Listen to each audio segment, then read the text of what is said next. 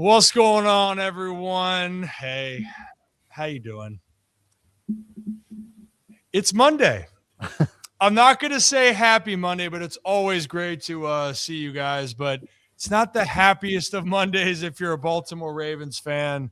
Oh, sugar. We're going to unpack all this in a little bit. The Ravens season came to an end. There were emotions, a lot of them. We're going to look at it from every different angle. What's next? Consider this a little bit of event. There might be a little bit of is delirium or being delusional. I don't even know. My brain's from this off. I like most people, I was staring at my ceiling trying to go to bed. And I couldn't because of this game, because of this team. That's going to be the first half of the show. What we know, what could happen. There's an NFL reporter out there, one of the top insiders, Adam Schefter, had some really interesting information with John Harbaugh because that is the biggest storyline there. And then the second half of the show, people want to move towards baseball. And I get it. Spring training's next month. And before spring training, there's a lot of names that need to sign. And there was a certain name that is linked to Baltimore yet again, but there's two other names I want you guys to be on the lookout for. We'll discuss all that and a whole lot more on this Ryan Ripken show. In studio with me, behind the sticks, Brad. What up, bro? It's Monday. It is Monday. I'm not nearly as heartbroken as maybe some people are, or maybe even you are, because like I kind of saw this. This is, and we've talked about this off air, but it's just a microcosm of the entire season. Yeah. The season started off with a heartbreaker at the last second, and that's how it ended. So like, I even like told myself as the kick was as they were setting up for this field goal, they came in, Lamar needed the ball where it needed to be, and I'm like, he's gonna miss this. Like I preemptively was just like setting myself up for the inevitable thing to happen, so my heart wasn't broken quite as bad. Zach, how did you take that? Just like Brad, they lined that thing up, and I was like, "Oh, he's not making this." No. As soon as they took yardage away, which we can get into that whole coaching decision in a minute, you just knew that wasn't. It didn't hurt any less when it happened. Still was like a WTF moment, like a. I mean, Loop said, he was like off, when he made contact, he's like, as soon as I kicked that ball, I knew I missed it. Same, because it wasn't close.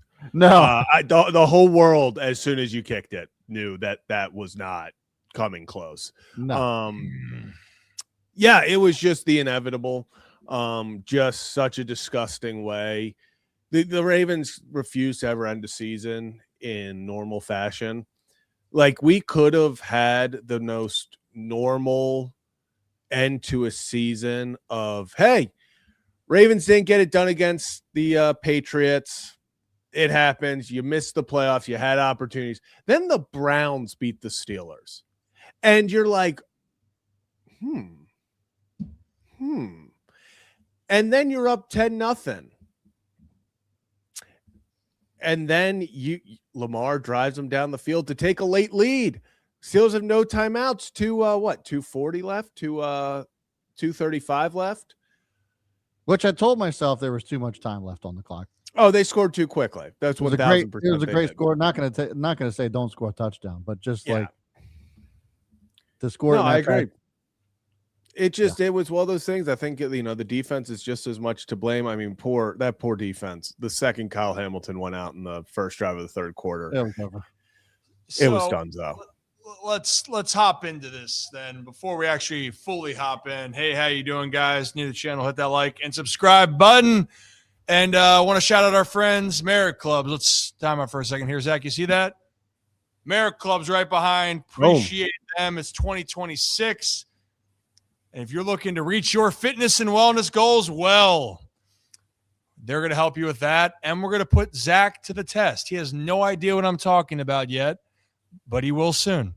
Zach, how do you spell you will suffer, but it will make you better? MERRITT, baby. Beautiful. Good for you. And I move, you move. Just like that. Just like that. Now, Zach, come here. Okay. So let me take you through my night, because this is, you guys know I'm very objective, and I understand that this team had some problems. I think everyone's understood this team had problems. You look at things through an athlete's lens, which is what you do. However, did I yell when they scored the first touchdown? Yes. Did I also go, oh shit, when they're up 10-0, here we go again? Yep. Yes. And then they make the stop right before the half, and I'm just thinking, like, you know what? This is where we're slaying some demons, that they're going to figure it out. And then the second half starts, and it's all Steelers. And Lamar doesn't seem in rhythm, and when he says he's 100%, he's not 100%, everyone. He's not. He gutted it out. He battled. But when whatever Steelers player did something to him when he was on the ground, and Tirico went, oh, Lamar's heated. It really upset him. 2 plays later, I think, or the next play. Yeah. Lamar escapes a free-running Alex Highsmith. What was it, Cam Hayward right there, like 600 pounds of muscle, to escape, improvise, throw a bomb to Zay Flowers, and then you're like, it's back on. And then he did it again. And then when the Steelers take the lead and it's a 2-point game, Lamar Jackson, once again, 4th and 7, backs against the wall. It just felt like you were slaying the demons in Pittsburgh. Everything was set up, but I forgot about one thing, Zach and Brad. I forgot about one thing, what happens when you go to Pittsburgh. The weirdest shit happens in Pittsburgh, always for the Baltimore Ravens. And Tyler Loop said it right off his foot. He knew. Yep. Whole stadium knew. Mm-hmm. Once again, the Ravens have a heartbreaking finish. Heartbreaking loss in Pittsburgh. By the way, guys, and people were saying, oh, Justin Tucker, if he was with the Ravens, they win that game. You know what happened last time the Ravens played in Pittsburgh last year? Yeah, he missed it. He didn't just miss one kick, Justin Tucker. He missed 2. Yeah. The Steelers didn't score an offensive touchdown in that game. 18-16 was the final, which the Ravens led. But the point where I wanted to go with all this, guys, once again, I hate that Tyler Loop missed the kick.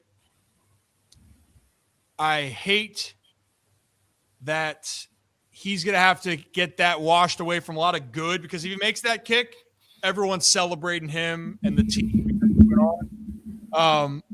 But, guys, it wasn't Tyler Loop. It was a microcosm, Brad, of what you opened up with, what we talked about. This team was flawed. Oh, yeah. And I did another video on social media, on Instagram, of saying, like, for all the people that are slandering Loop here, yeah, he missed the kick. He also hadn't missed a kick within 50 yards all season. It's 28 of 28. He had a 91% field goal percentage clip. I understand the kickoffs for him were not his best, but overall for a rookie, really solid campaign, replacing arguably the greatest kicker of all time. Kyle Hamilton or no Kyle Hamilton, I know that was the gut punch, but a DK Metcalf less Steelers put up 23 points in the second half, 13 in the fourth quarter. Aaron Rodgers, his second leading receiver, you guys want to take a guess who it was on the season and who was active? Gainwell.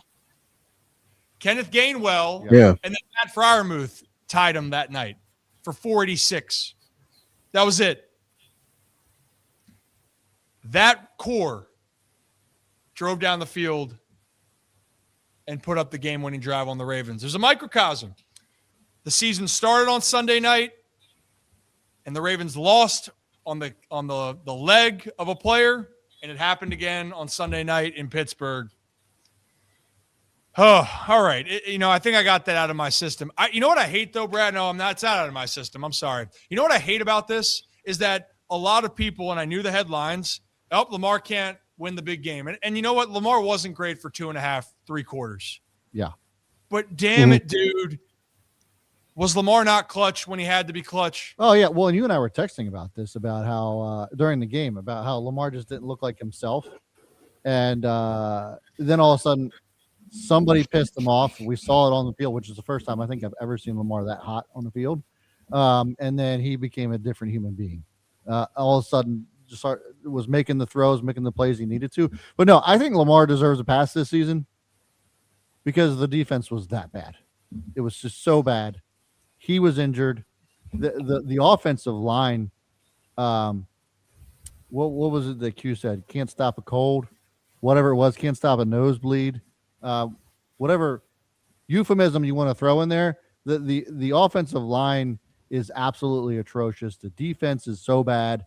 I don't see Marlon Humphrey coming back next year. He's out of there. I would be surprised if Zach Orr, the defensive coordinator. I think this experiment's over. Last year, we saw the defense get better as the season went on. This year, there was glimpses of some good defensive play as the season went on, but it just never got to where it needed to be. And with all that talent, for them to not walk away with at least a playoff berth, some heads got to roll, some people got to leave, and I know that'll probably be the next topic of discussion here. Yeah, I mean, Zach, here's a stat. I think we talked about this. Correct me if I'm wrong. When's the last time the Ravens went defeated in primetime games? Couldn't tell you. Right? Like, maybe haven't. Didn't win a primetime game this year, right? Winless. 0-5. 0-5. I said they were defeated. Yeah. Not undefeated, defeated. Yeah. They lost every single primetime game. I cannot remember one time. There wasn't one. And that's their worst home record in franchise history. 3-6. Franchise history. I mean, like, that's Tony Banks, Elvis Gerback, Kyle Bowler. I mean, just the Bowler days. Yeah, like the worst in franchise history. Oh, they did beat the Packers. I apologize. So they and the Dolphins, I guess, but Dolphins. Thursday night's considered prime time. I'm thinking Sunday night or Monday night. Primetime home games. Yeah. Let me back that up. Primetime home games and primetime division games. They had two. Yeah. Steelers, Bengals, losses. AFC contenders, which we thought Buffalo lost. Patriots lost. So technically right now, if we're looking at primetime, Dolphins they beat, not a playoff team, and the Packers they backed their way into the final spot. They were a better road team. It just, Zach, I mean, one thing I think a lot of people are throwing out, and I could see this, and I think anybody that's a fan or a coach, a player, like everyone is upset with what happened. Yeah. No one's surprised because at the end of the day, and that's why I bring up, and I see comments of saying, Loop choked. Yeah, he missed the kick. But Zach, this was a team that Loop's miss, if that was the only issue for the Ravens, everyone would feel a lot better about it. But it wasn't. Yeah. There's 79. I mean, it wasn't on the season ending is not on Loop. The defense collapsed, and Loop, unfortunately, was the ender. It's the last screenshot people are going to remember is that ball going wide right. And I don't absolve anyone from blame this season. I don't absolve Lamar. I don't absolve Derrick Henry, who had some atrociously timed fumbles. Lamar, I think, was dealing with a lot of injuries, not playing his best. Even in games they won, the defense atrocious for a majority of the season. I mean, wide receivers, Zay Flowers had an incredible year up until last night. He had as many fumbles as he did touchdowns. Yes. So no one on this team is absolved from any of the blame. This was a total encompassment of bad football. And Charlie Kohler put it best in his, I guess, clean out day interview today. He said, good football teams win those games, and we didn't. If you're a good football team, you find a way to win. Now, we can point to coaching. We can point to, yes, they weren't the healthiest. But after a year like this, I think the worst thing they can do is sit there and go, okay, well, this was the injuries. Oh, Lamar was injured for a majority, for a chunk of the season. Oh, the defense. Oh, when Kyle Hamilton, before he got injured against Pittsburgh, like the defense was. They need wholesale changes. I think it starts at the top. I would be very disappointed if we do not have a new head coach in Baltimore next year. And it's like I've said, I am not saying John Harbaugh is a bad coach. He is a good coach. In fact, I think the route to a new coach is you trade Harbaugh because a team is going to give up, whether that's a 4th-round pick, whatever. He's going to be coveted. Good. That's fine. Change of scenery is needed for both. They need a fresh start. And I think it also, you have to look at Eric DeCosta. The Philadelphia Eagles last year put out the blueprint. If you dominate on the offensive line, if you dominate on the defensive line, you are going to be very hard to beat. The two biggest weaknesses for the Ravens this year, after everyone saw how to do it, was it seemingly ignored the offensive line and ignored the defensive line, the trenches. And you can't absolve Eric DeCosta from that blame. He screwed up. He did not put the best team he could on the field. It felt like coaching decisions. Now, we're not in practices, but it felt like the O-line, heck, everyone and their mother, national television, these analysts, local guys, cueing them. All said the same thing. Why is there not a change on the offensive line just to see if you got something else? It just felt like from the very top of this thing to the very bottom of it, literally from the GM all the way to the kicker, everyone had a moment that they completely screwed up this season at some point. And when you add it all together, you have, unfortunately, one of, if not the most disappointing Ravens season in recent memory. I mean, yeah, I see Joe talking about Cooper Rush. Like that, what were we doing there? It felt like everything led to the same thing. So, like, the Ravens had no business playing for the playoffs.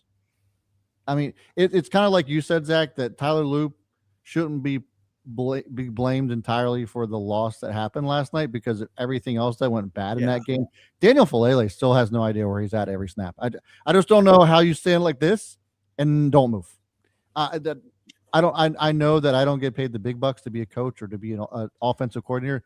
That still just makes no sense to me. Game in and game out, the ball snaps, you just stand there and don't do shit. That doesn't make any sense to me. Can I ask you guys? Go ahead. I was just going to say the opportunities to actually dominate this division, because every team was so bad with the talent the Ravens had, it shouldn't have come down to the last game at the end of the day. That's really what it comes down to. So one word answer here, Brad and Zach. One word. I know I talk like a lot, but I want to hear your guys. One word, Zach, I'll start with you. How would you define the Ravens' identity? One word. Yeah. Brad? Yeah, non-existent. So none.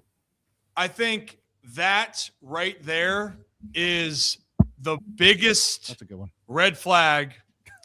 I don't think that's the exact word that we'd go with, Brooks. We have a little different opinion on that one. Ass. Oh, well, that was a different word I saw. I know, but like ass is another good one. Hey, now. But the thing is, what has Baltimore Ravens football always been considered? Tough. Yeah. Gritty. Just blue collar. Ferocious. Whatever it can be. That was all I needed to hear from you guys. Physical, right? That is the biggest difference is when you define a Ravens team. And I think actually, do we have that clip of Dan Orlowski, or not Dan Orlowski? I think Rex Ryan talked about it. Can we play that clip real quick? Because that's I think that's the Rex and Dan's talking about it. That was about the defense. Well, I think it's very fitting. Let's talk. Let's play that clip real quickly because I think it goes in to talk about the identity. Zach, let's play that. They start that drive, and you could just see Awuzie starting to get nosy and sit just a little bit and having eyes back to the quarterback. And to your point, I promise you there's that conversation of quarterback to receiver, receiver to quarterback. Hey, let's double move him. It's 3rd and 10. He's going to sit at the sticks. He drives, slip helps, and then it's a touchdown. Can we also say when Kyle Hamilton went out of the game, That was a huge blow to that Baltimore Ravens team. The defense literally changed once he got hurt. It just opened up everything because he is such a jack of all trades type of defender. And once he went out, I'm with that. But this is a total choke job by the Ravens defense. Yeah. Oh yeah, I agree with that. I agree with that. It's a huge piece. But if you told the Ravens, hey, what did they lose? 26-24? Yes. You scored 24. The other team doesn't have DK Metcalf. Yeah. And you can't slow down that offense that the week before, without DK, Cleveland skunked. That's a total choke job by the Ravens. So right there, what has Baltimore been built on? If it's one word, defense. And granted. And the run game. What? And a run game. And a run game. And you know what? The run game was solid. And everyone's going to say only 5 handoffs in the second half to Derrick Henry. The Steelers controlled the clock. In the third quarter. And they figured out how to stop Derrick Henry. They did. They crowded the line. They had 5 at the line as well. Which is why Zay Flowers was open both of those times. And you know what I love too?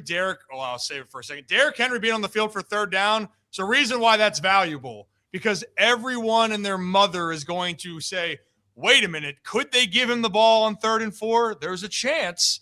So we have to respect it, because if we don't, he could run for 20. Yeah. And that helps set up. But, guys, to that point of what Dan Orlovsky's talking about, let's play a fun little game here. This is not a part of the action, but we like to have fun. This isn't going to be fun, though. Zach, let's play Steelers team leaders this year on offense. Okay? Zach, over or under Aaron Rodgers, 3,500 pass yards? Under. That is correct. 3,322. Brad, you want to play Guess the Steelers leaders? Let's do it. Let's do it. Here we go. Their top rusher, Jalen Warren, over or under 950 rush yards? Under. Oh, so close. Over, but 958. Close. I was going to say Gainwell took a lot of those yards. So I was, Good try. Good try. Zach, back to you. DK Metcalf. Over or under 855 yards? I'm going to say under. That's correct. Look at you. Smile. Does that make you feel better? He had 850. Second closest for receivers had 486 for the Steelers. Like Calvin Austin, I think. That was Pat Freiermuth and Kenneth Gainwell combined. Calvin Austin had 372 yards. So, you guys want to play another game? This is fun, right? You having fun? We're having fun. Look at the laughs. We're all about telling a story, right? Zach, you like stories. I like stories. Let's play the game for the Ravens side now, okay? Take out Lamar because of the injury. It's passing. But do you want to guess how many yards Lamar had and he missed, 4 or 5 games? Over, under 2,500. Over. Yeah. And he missed 5 games. Yeah. So he's 700 less than Rodgers. Zach, Derrick Henry, over, under 1,500 rush yards? Just over. Yep. That's correct. Second year in a row. Zay Flowers, over, under 1,200 receiving yards? Over with last night's. Correct. Catch it. So where I was going with all this is, when you look at this and the comparisons of the two teams, the Ravens, from a skill position standpoint, their offense was better. Their roster overall of the talent that they have should be better. Yeah. They had a championship offense. Despite its flaws, they had a championship caliber offense. Correct. They put up the points they needed to. They put up, as you mentioned, the yardage they needed to. I think it was one or two games where Derrick Henry had over 20 carries and over 120 yards. Still lost the game because the defense has been so bad. So here's one more little game. Over or under, the Ravens have had 4 victories against the Pittsburgh Steelers in their last 13 meetings.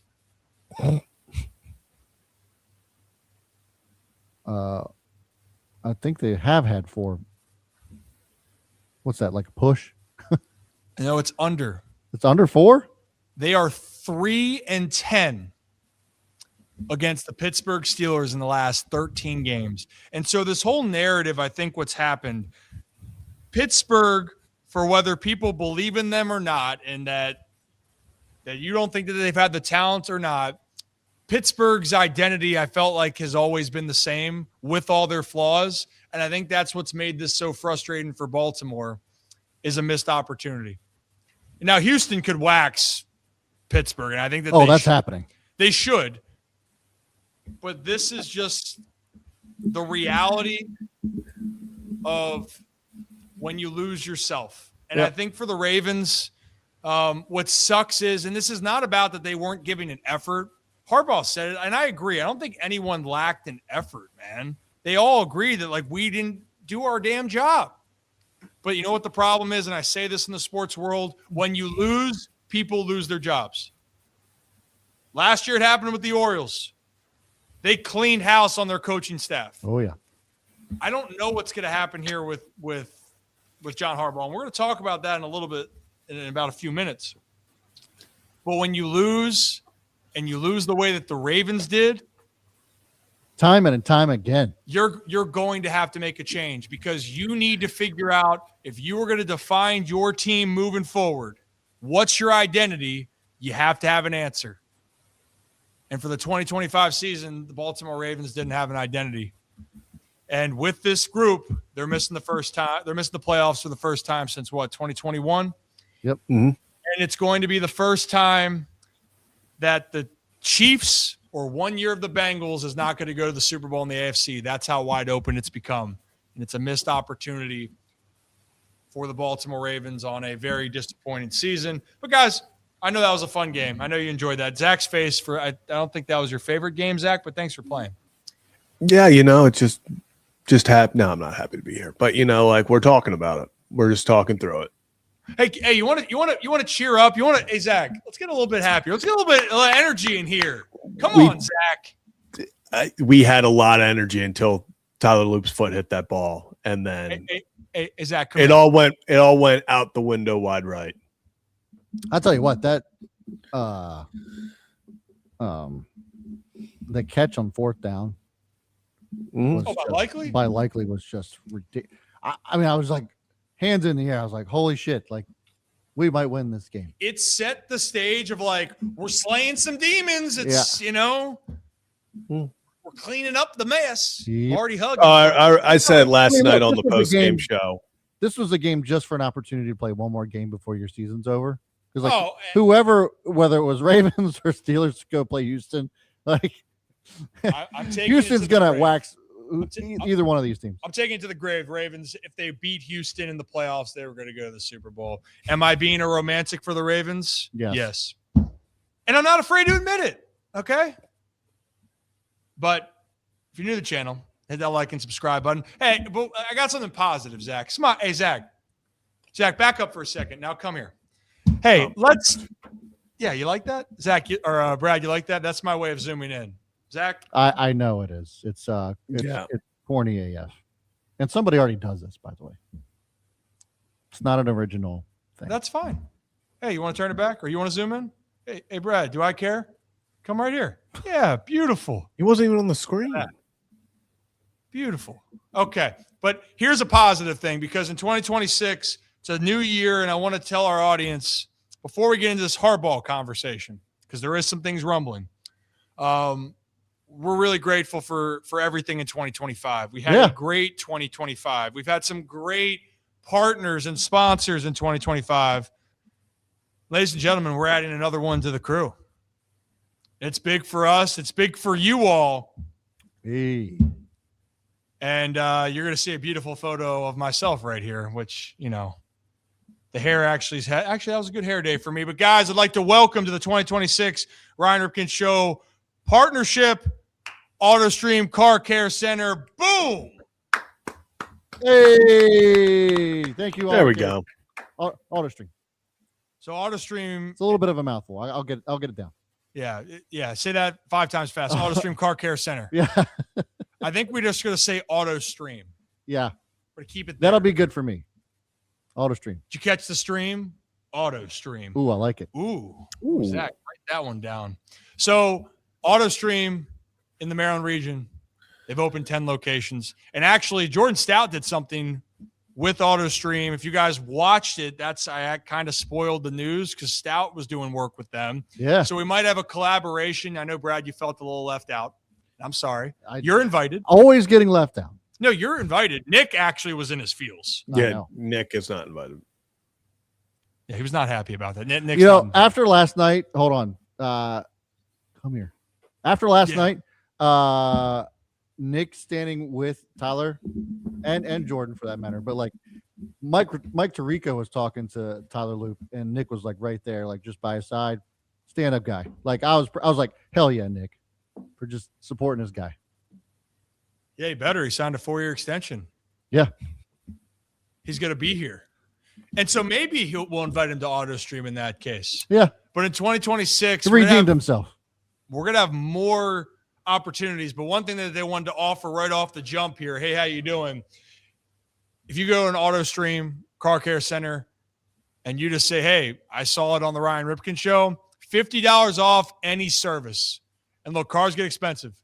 And you guys know I'm very strategic and very cautious about who we partner with. We want to partner with people that we believe in and that we trust.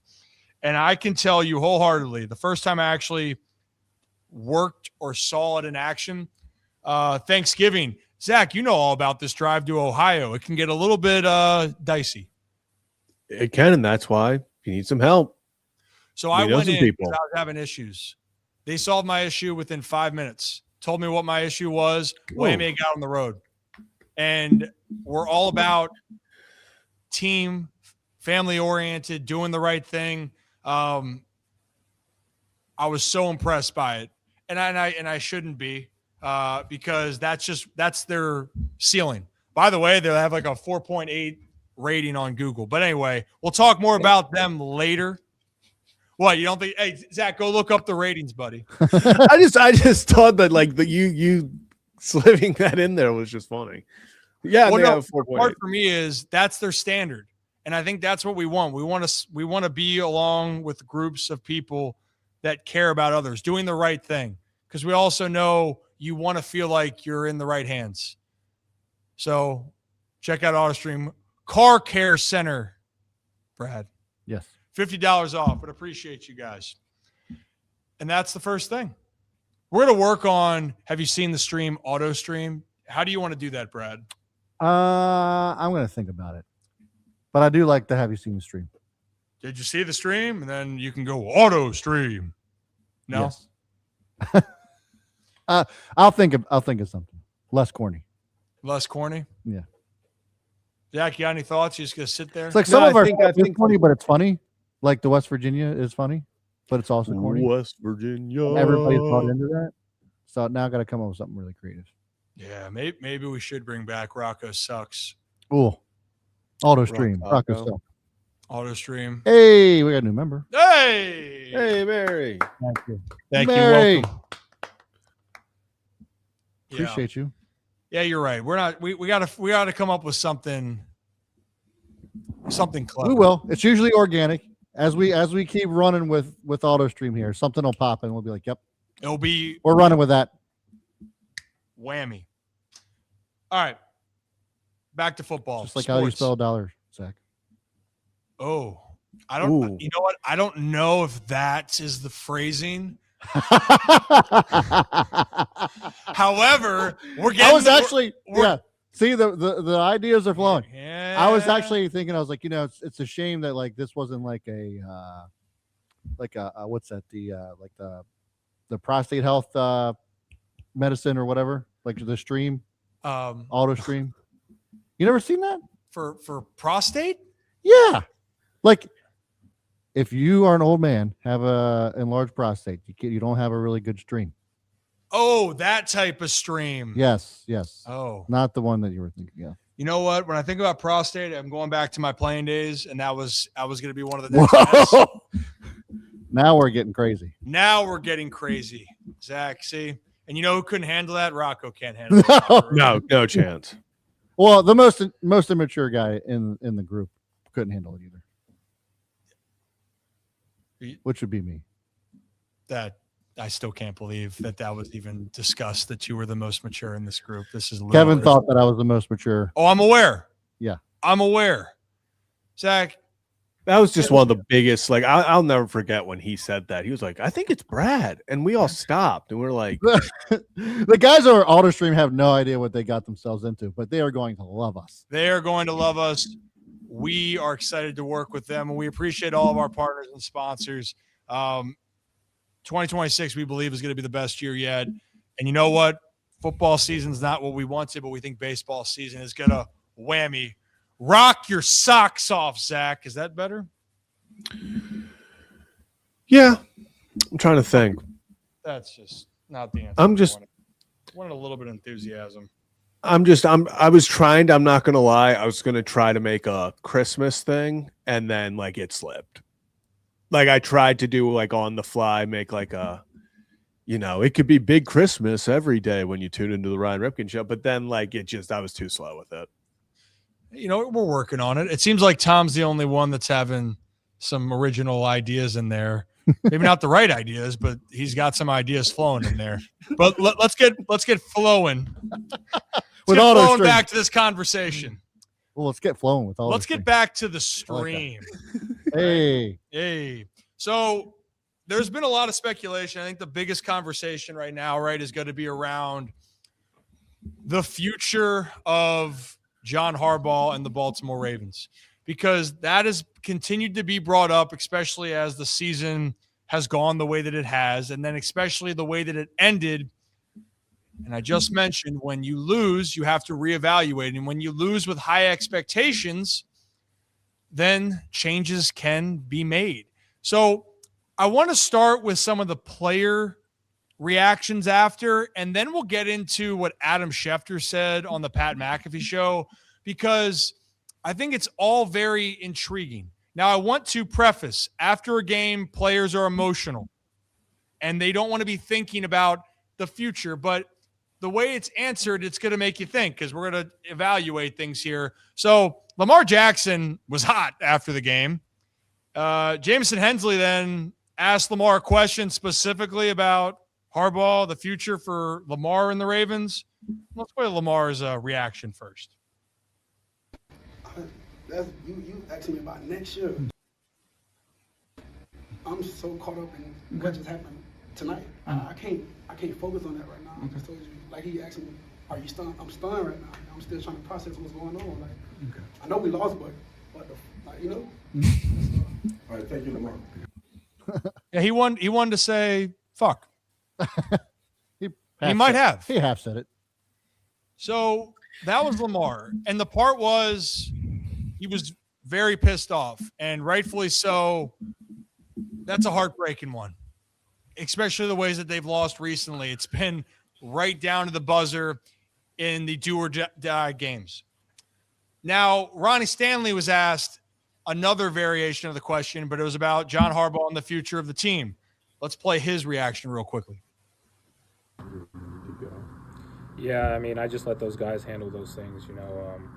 My job is to lead my O-line, lead my offense, lead the guys that are in the locker room. That's right. Yes. That's what I try to keep my focus on. And can you guys hear any of this? So, yeah. I love Harbs and what? Everything he's done for the team, and whatever they handle, that's their business. I'm gonna be honest, I didn't hear half of it. I mean, it was like a mumble, but you could hear. He said that, he loves Harbs, but whatever decision is made, his job is to lead the O-line, to lead the offense. But what he didn't say, I think it's more what he didn't say than it is what he said. Well, I also was going to say, Zach, I think he also mentioned that whatever their decision is, he's going to support. Which in my opinion, doesn't necessarily come to the defense of John Harbaugh. No, that's what I'm saying. It's not even like, even with Lamar, it isn't what they're saying. It's what they're not saying. Like, even when Lamar is upset, even when Ronnie, like, these guys are clearly upset. I mean, this is happening right after this. You can kind of see when a guy has the support of his team, they'll be like, "Hey, we want to run it back." Like, no, no. We play for him. Like, so let's play it one more time. Let's play it one more time, as I see a couple people that said they couldn't hear it. Let's play it one more time. Maybe I can hear it this time. Yeah, turn it up, because he does mumble. Yeah, I mean, I just let those guys handle those things. my job is to lead my O-line, lead my offense, lead the guys that are in the locker room. That's what I try to keep my focus on, and try to keep it simple. So I love Harbs, and everything he's done for the team, and whatever they handle, that's their business. Okay, so being in situations in the past when things are on the line, right? And just in the sports world, in my opinion, when you have an affinity for a person, especially when it's on the line, you're going to hear guys maybe mention that in the forefront. On the other side, I heard Pat Freiermuth talking about Mike Tomlin, saying we did it for Coach T. They go, what do you mean by that? And they said, well, everyone wanting him fired. But that was out in the media. And it wasn't asked. It was just Pat Freiermuth's response. So for Ronnie right there, he says, I'm focusing on what I can do to help this team and whatever the team decides to do. Well, Steve Bisciotti has some decisions to make. Yeah. And look, you guys know I love John Harbaugh, the Harbaugh family. I do too. But this is now a discussion, and it's going to be a hard decision that's going to happen here because change has to happen, whether it's your staff or the one that's running the whole operation, and that's your head coach. So then Adam Schefter was on the Pat McAfee show today, and he was asked about the possibility. And Adam Schefter didn't say about even a possibility. He went as far as to say John Harbaugh would be the most coveted. So let's play that clip for you guys. Loop makes that kick, the Baltimore Ravens are hosting a playoff game and they're winning the AFC North. Instead, potential holy water from Father Maximilian Maxwell potentially pushes that thing to the right. Let's talk about the Harbaugh situation, because you and Glazer both saying basically the same thing yesterday during your coaching report. Tomlin doesn't feel like it's that hot. Tomlin will make the decision. I think you both have alluded to him potentially doing TV, which would be awesome. We would very much welcome Mike Tomlin on a microphone more often, because he hits a home run on a mic every time he's on a mic. And if he continues to coach, he continues to coach. Both of you said, though, Harbaugh feels like a much different situation. Is Harbaugh in the world where he would have to make the decision to step down, or how do you think that would kind of come about, especially after how last night unfolded? I think, look, Mike Tomlin's been in Pittsburgh 19 years. John Harbaugh has been in Baltimore 18 years. They are the two longest tenured head coaches with their teams in the National Football League. And these questions have come up with them repeatedly. And I think, we heard it from the fans of Pittsburgh. We've heard it some from the fans in Baltimore. I think over time, fans, they've called for their head coach's job. They don't have an appreciation for the job these men have done over time, and they want something new and something fresh. So with John Harbaugh, I don't think either one of these coaches, Mike Tomlin, John Harbaugh, are getting fired. I think, look, the Ravens season is over, so these conversations can now occur. You go in and you talk. What is your vision for the future? Do you want me here? What is your vision for the future? Do you want me? And they talk it out. But it just feels like there are things to discuss this year. The season didn't go the way the Ravens wanted it to go. It was another year where either Zay Flowers drops the ball near the goal line in the AFC Championship, or Mark Andrews on the 2-point conversion, or Tyler Loop. It ends in disappointment. And when that keeps happening, you have conversations to discuss how you want to address it and how you want to fix it. And if either side wants to make a change, and maybe mutually, by the way, like if Baltimore wants to move on and go hire whoever else, John Harbaugh automatically, to me, becomes the Mike Vrabel of this year's coaching class. He automatically vaults to the top of most lists, and he'd have a job tomorrow. So what does John Harbaugh want to do? Where does he want to coach? Right? We've got openings in Arizona. We've got openings in New York. We've got openings in Cleveland. Where does he want to go coach? Does he want to be in Baltimore? Does he want to go elsewhere? That's up for him to decide. So I thought it was very interesting because John Harbaugh deserves the respect. He's earned it. But right now for the Ravens, the question's going to have to be delivered, and then it's going to have to be decided by Steve Bisciotti. What is the direction for the Baltimore Ravens moving forward? Because, guys, if Harbaugh wants to be here, I have a hard time seeing him go elsewhere because they're saying he'd be traded or it's a mutual parting of ways. If it's not, the whole coaching staff's going to get shaken up because you can't have this year happen and run it back with the same group that you had. And I'm talking about, unfortunately, for Zach Orr, Todd Monken. Something's going to have to give. It might be both of them if John Harbaugh stays as the coach.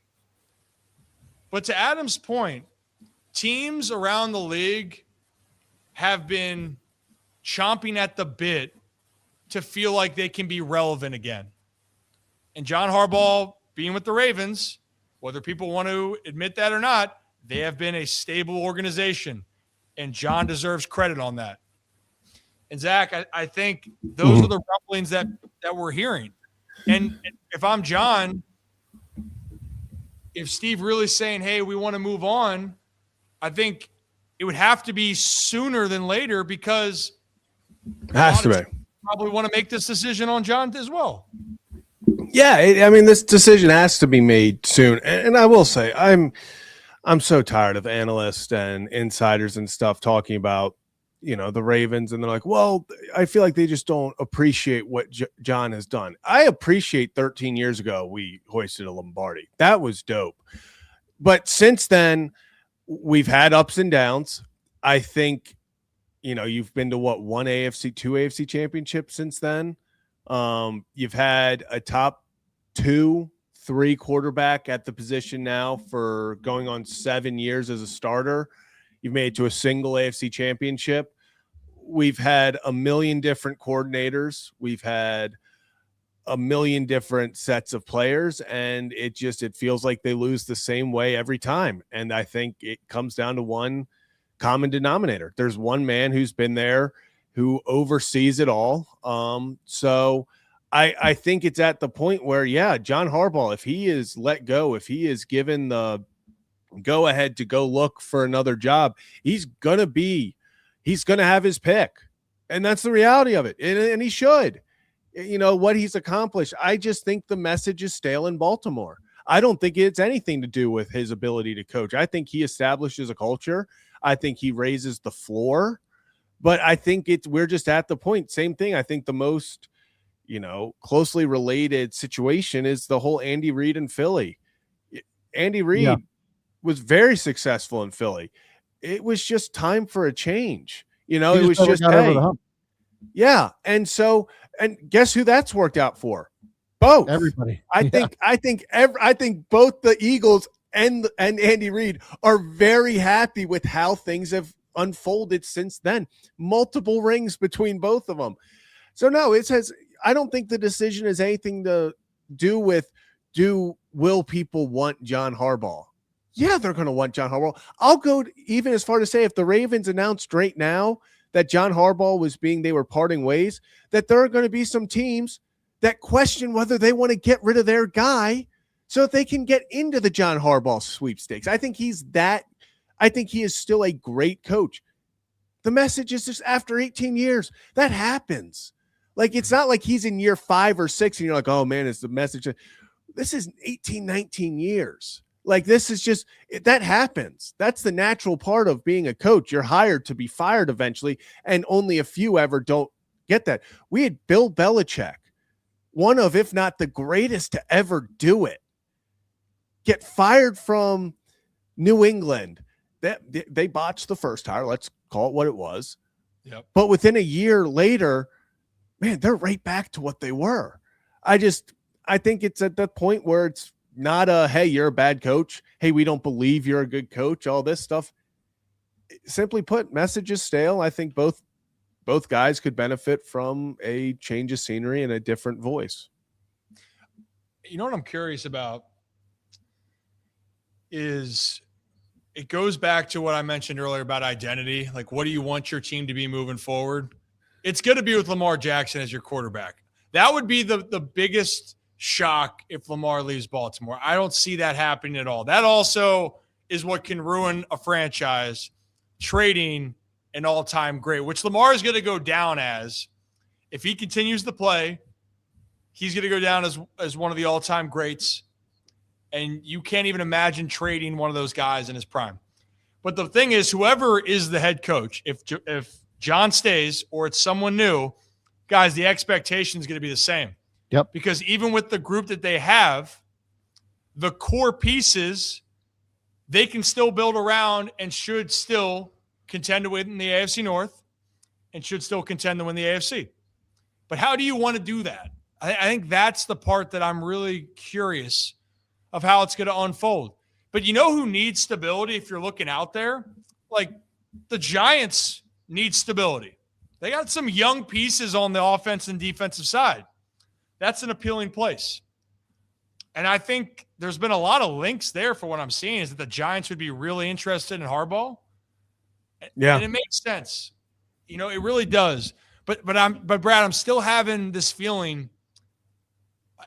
I have a hard time seeing Harbaugh not here for some reasons. I know it might sound crazy, but I think there is a real plausible chance. And I don't know if you have a chance to put a poll out. I'm typing it up now. So perfect about like, what do you guys think is going to happen here? Because it's so unique. When was the last coach being traded? Was that Sean Payton? Yeah. Yes. Mm-hmm. I mean, they got a haul for him. I don't see I was going to say, for a pretty good haul. Yeah, they got first in that, didn't they? Yeah, first and a second. So the question is going to be, whoever, hypothetically, you want to go grass is greener, who's the guy that comes in? More than likely right now, it's going to be a brand new face. I don't think they're going to bring in another veteran coach. I think it would have to be an up-and-comer. I think so, too. And do you want to risk that? The only quote-unquote not new coach I would consider is Brian Flores, but let's be honest. Let's address the elephant in the room. I don't know with an active – I'm pretty sure it's still active lawsuit against the NFL. I'm not sure he gets a head coaching job. I think he deserves it, but I just think Brian Flores. Oh, Brian Flores. Sorry. I said that would be the only one that in my head isn't a, new up and coming coach. He's obviously had his head coaching career in Miami, but I do think that's just the weird part is with the active lawsuit. I don't know if the NFL usually doesn't like those things. One thing I saw out there with Flores, and I actually think it would be a dynamite combination, is they said, what if Brady brought in Brian Flores and Brian Dable? It'd be interesting. But regardless of it, you know what I love with Brian Flores' defenses? They're tough. They're ferocious. It's a huge reason why the Vikings have been as good as they have been. This year was the quarterback play for them. But guess what? They finished 9-8, and they were in the same case for the Ravens. A game here or there, they actually took care of business, they'd be in the playoffs. I mean, might be unpopular opinion, or might be popular. Marcus Freeman seems like a really good Ravens head coach. Couldn't beat Marshall. Just mine. I just don't think I'll say this. I don't see why Marcus Freeman.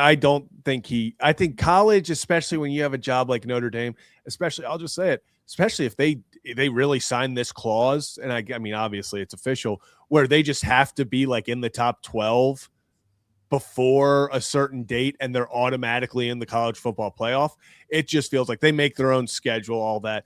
I think Notre Dame is just a little bit too cushy of a job to make that jump. But I mean, I know I've seen links and stuff. I will say it's not for a head coach, but rarely will I, pound the table for a Mount St. Joe grad. But Jim Schwartz, Kevin Stefanski out in Cleveland. I think this would be defensive coordinator. I don't think you give him, but that's a guy I would make him the highest paid defensive coordinator in football. Bring in a young offensive mind. Jim Schwartz, veteran coach to lean on for the young guy, but also, I mean, we've seen what everywhere he goes, that defense, he brings the defense with him. I think you need an experienced defensive coordinator, someone a little psycho. I think that's what they need. Oh man. I mean, gosh, that would be awesome. But so that's the part. The realistic possibility is Harbaugh stays. But if he does, there has to be drastic changes to how you're philosophically run your defense and your offense. And I hated for Zach Orr because last year, the last 10 weeks of the season, they were the number one defense. And then through the injuries and the scheme, the adjustments didn't happen and the results weren't there. And it's a business. And that sucks. Yeah. And it also sucks even more for Zach Orr because the guy that you ended up replacing is the hottest head coach right now and has the number one seed in the NFC, Mike McDonald and the Seattle Seahawks. Yeah, I don't want to talk about that. I will say this. There are two sides to the Zach Orr conversation. I think both can be true. Zach Orr has not lived up to the standard of what a Ravens defense should look like or is expected to look like. Yep. They have fallen short. But I think you also, and yes, I'm not giving excuses or anything, there's something to be said of taking the job of defensive coordinator at 32 years old and not having that much experience and all this. I think Zach Orr, whether he's I don't think he's a defensive coordinator next year. I think he'll probably be a linebacker coach somewhere. But if we think this is the last we see of Zach Orr as a defensive coordinator, I think the best is still yet to come for him. I agree. I don't think it's one of those. I don't think it's ridiculous to say, hey, great defensive mind, very high upside. At 32 years old, maybe it was too soon to make him the DC, and that's also paired with, we can talk all about, like Q said, where EDC buys the groceries and the coaches have to cook with those. They didn't have pass rush. And once you lost Matabike, you really didn't have pass rush. Yeah. Once you got rid of, now he didn't produce here as well. Once you got rid of Owe, you really didn't have pass rush. So it just felt like he was put in an unfortunate situation, maybe player-wise. I don't know. Here's what I'll say to that, Zach. I understand this personnel matters. But they were 30th in yards allowed. 30th. And there was also 3 first-round picks in the secondary, like 18th in points allowed. So it wasn't even just like the Ravens standard. It wasn't just a defensive standard. It's just the NFL standard. Like, I'm with you. Maybe Zach Orr, maybe it's not the last we see of him. It's going to be a long time before he's a defensive coordinator anywhere.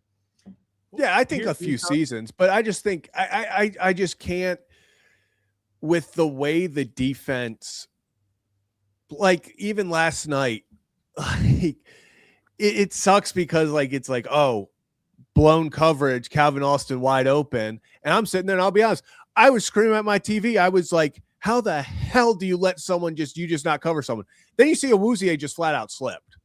And it's like that kind of stuff. I think it's a combination of everything. It's like what I said. I don't think anyone in this organization is absolved from the blame. I think everyone had a part to play in it. And I think, from the very top to the very bottom. And that's just kind of, I think they have to go away from this up and coming coach on defense and go back to the guys that have made their money doing this. Like Jim Schwartz, like the dude has just gone out there. It's like when Philly brought in Vic Fangio and suddenly it was like, oh, this defense is the real deal. He gets everything out of them. I think you need a veteran coach, especially. I'm going to say whether they keep Harbaugh or not. You need new coaches underneath them, and we'll go from there. But you need a psycho defensive coordinator. And you need to go back to what your team wants to be. And if you want to be physical, gritty, ferocious, strike fear in the other team, well, it's going to have to start in the trenches. Now, the Matabike loss was massive. So I don't want to take that away. Massive.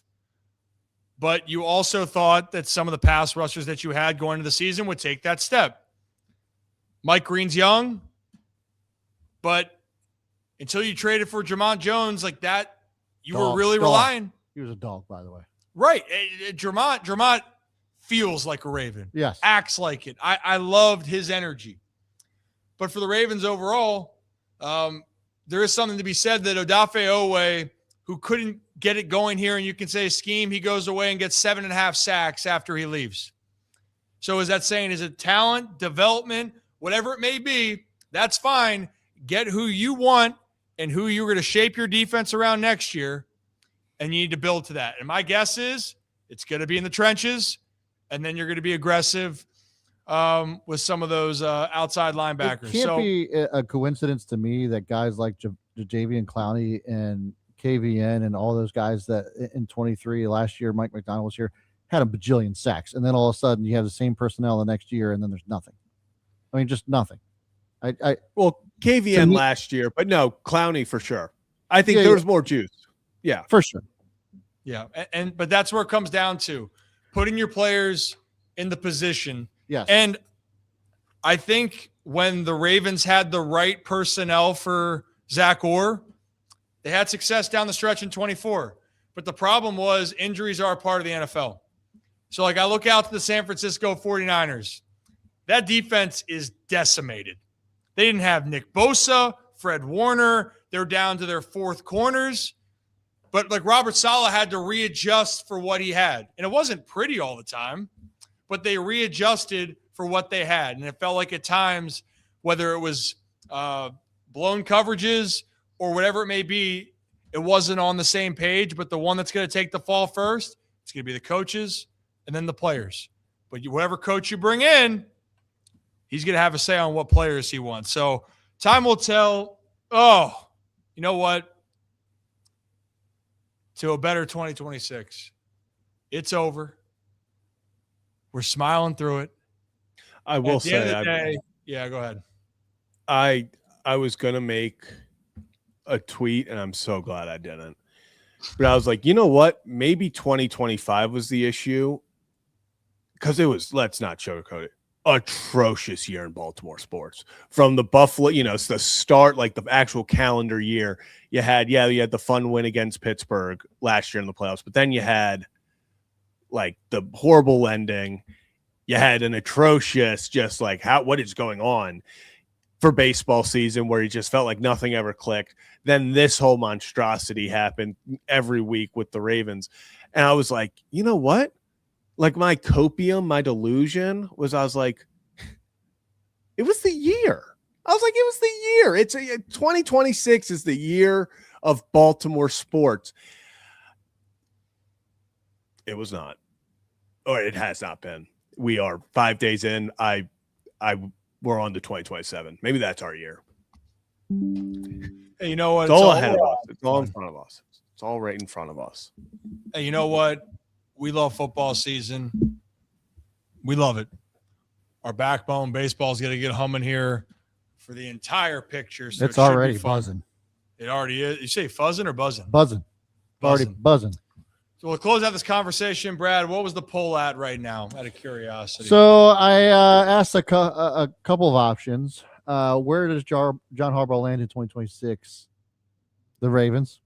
Just make that there. That's going to be the available one. Giants, Jets, or maybe college. Does he go back to college?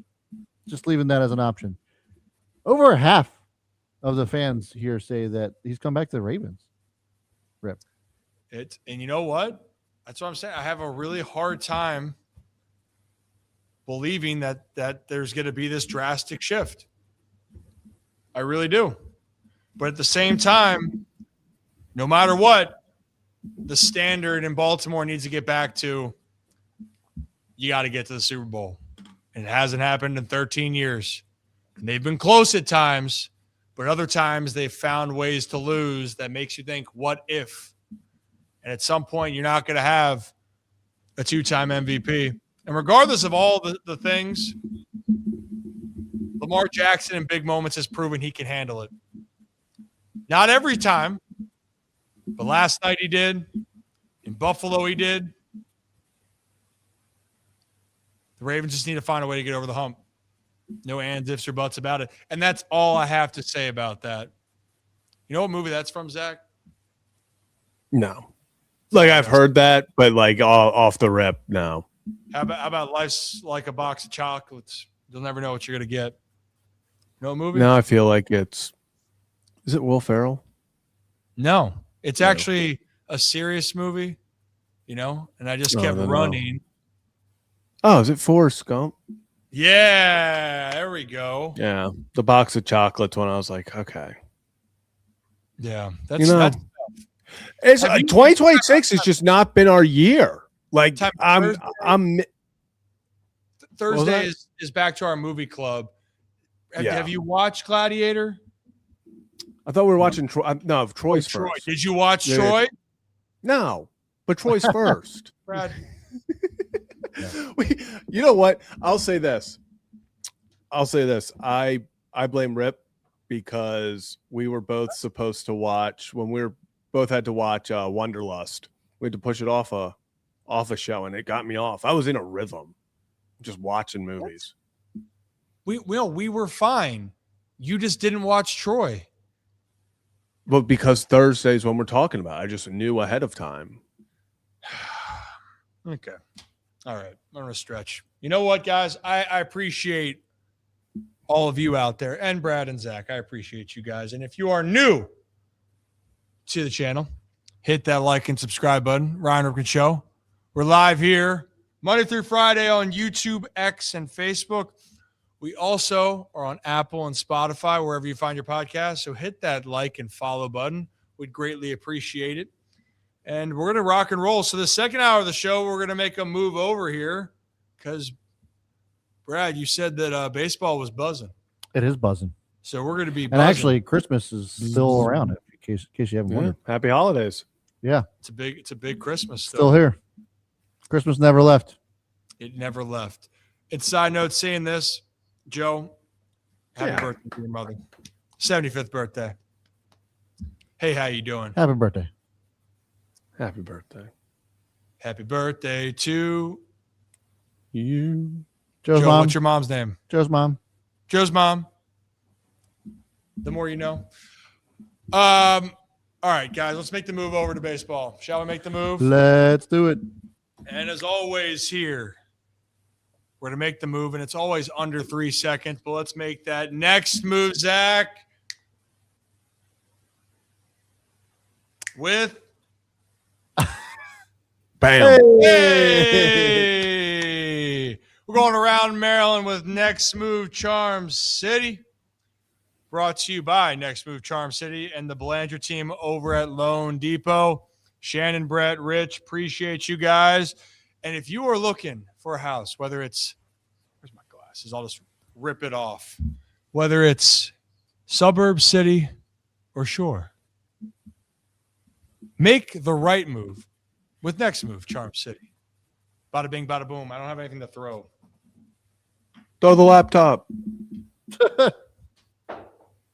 Okay. That you actually hit that. Yeah, I know. And I threw it right-handed, Zach. That's what we do. Go Hounds, baby. But let's move over to baseball. There's not a lot to talk about the Commanders and the Terps. It's kind of like, But in baseball, there's a lot to talk about, Brad. It's a lot. Oh, yes. You know, it's some of those that maybe gets your eyes to pop. Christmas in January. And that is why your eyes pop. You know what, Zach? Come here.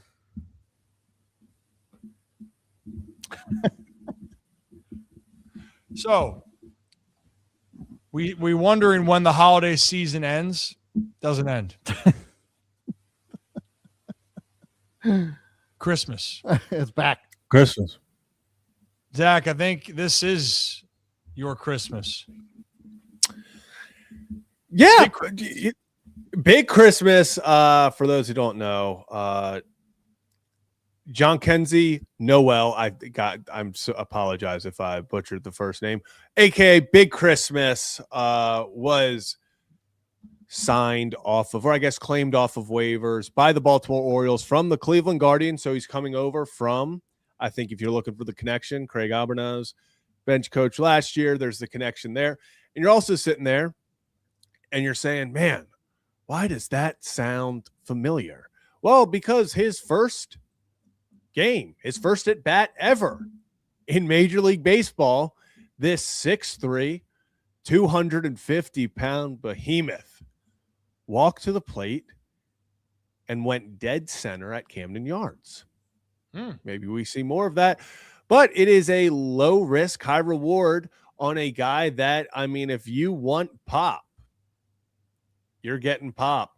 Definitely struggled though last season. I believe he batted 162, sorry, on the year. So this is definitely not somebody that I see coming in and being like, oh, that's the DH. That's the, I don't think he has a spot on the team at the moment.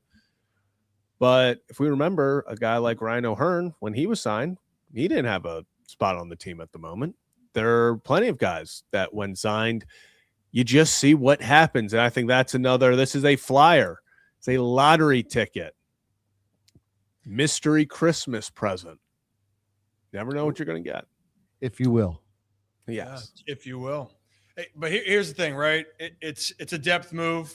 And to be honest, he could be here for a long time. He could be here for a short time. We all know it's going to be a good time. It's always going to be a good time because he's got it. He brings the lumber.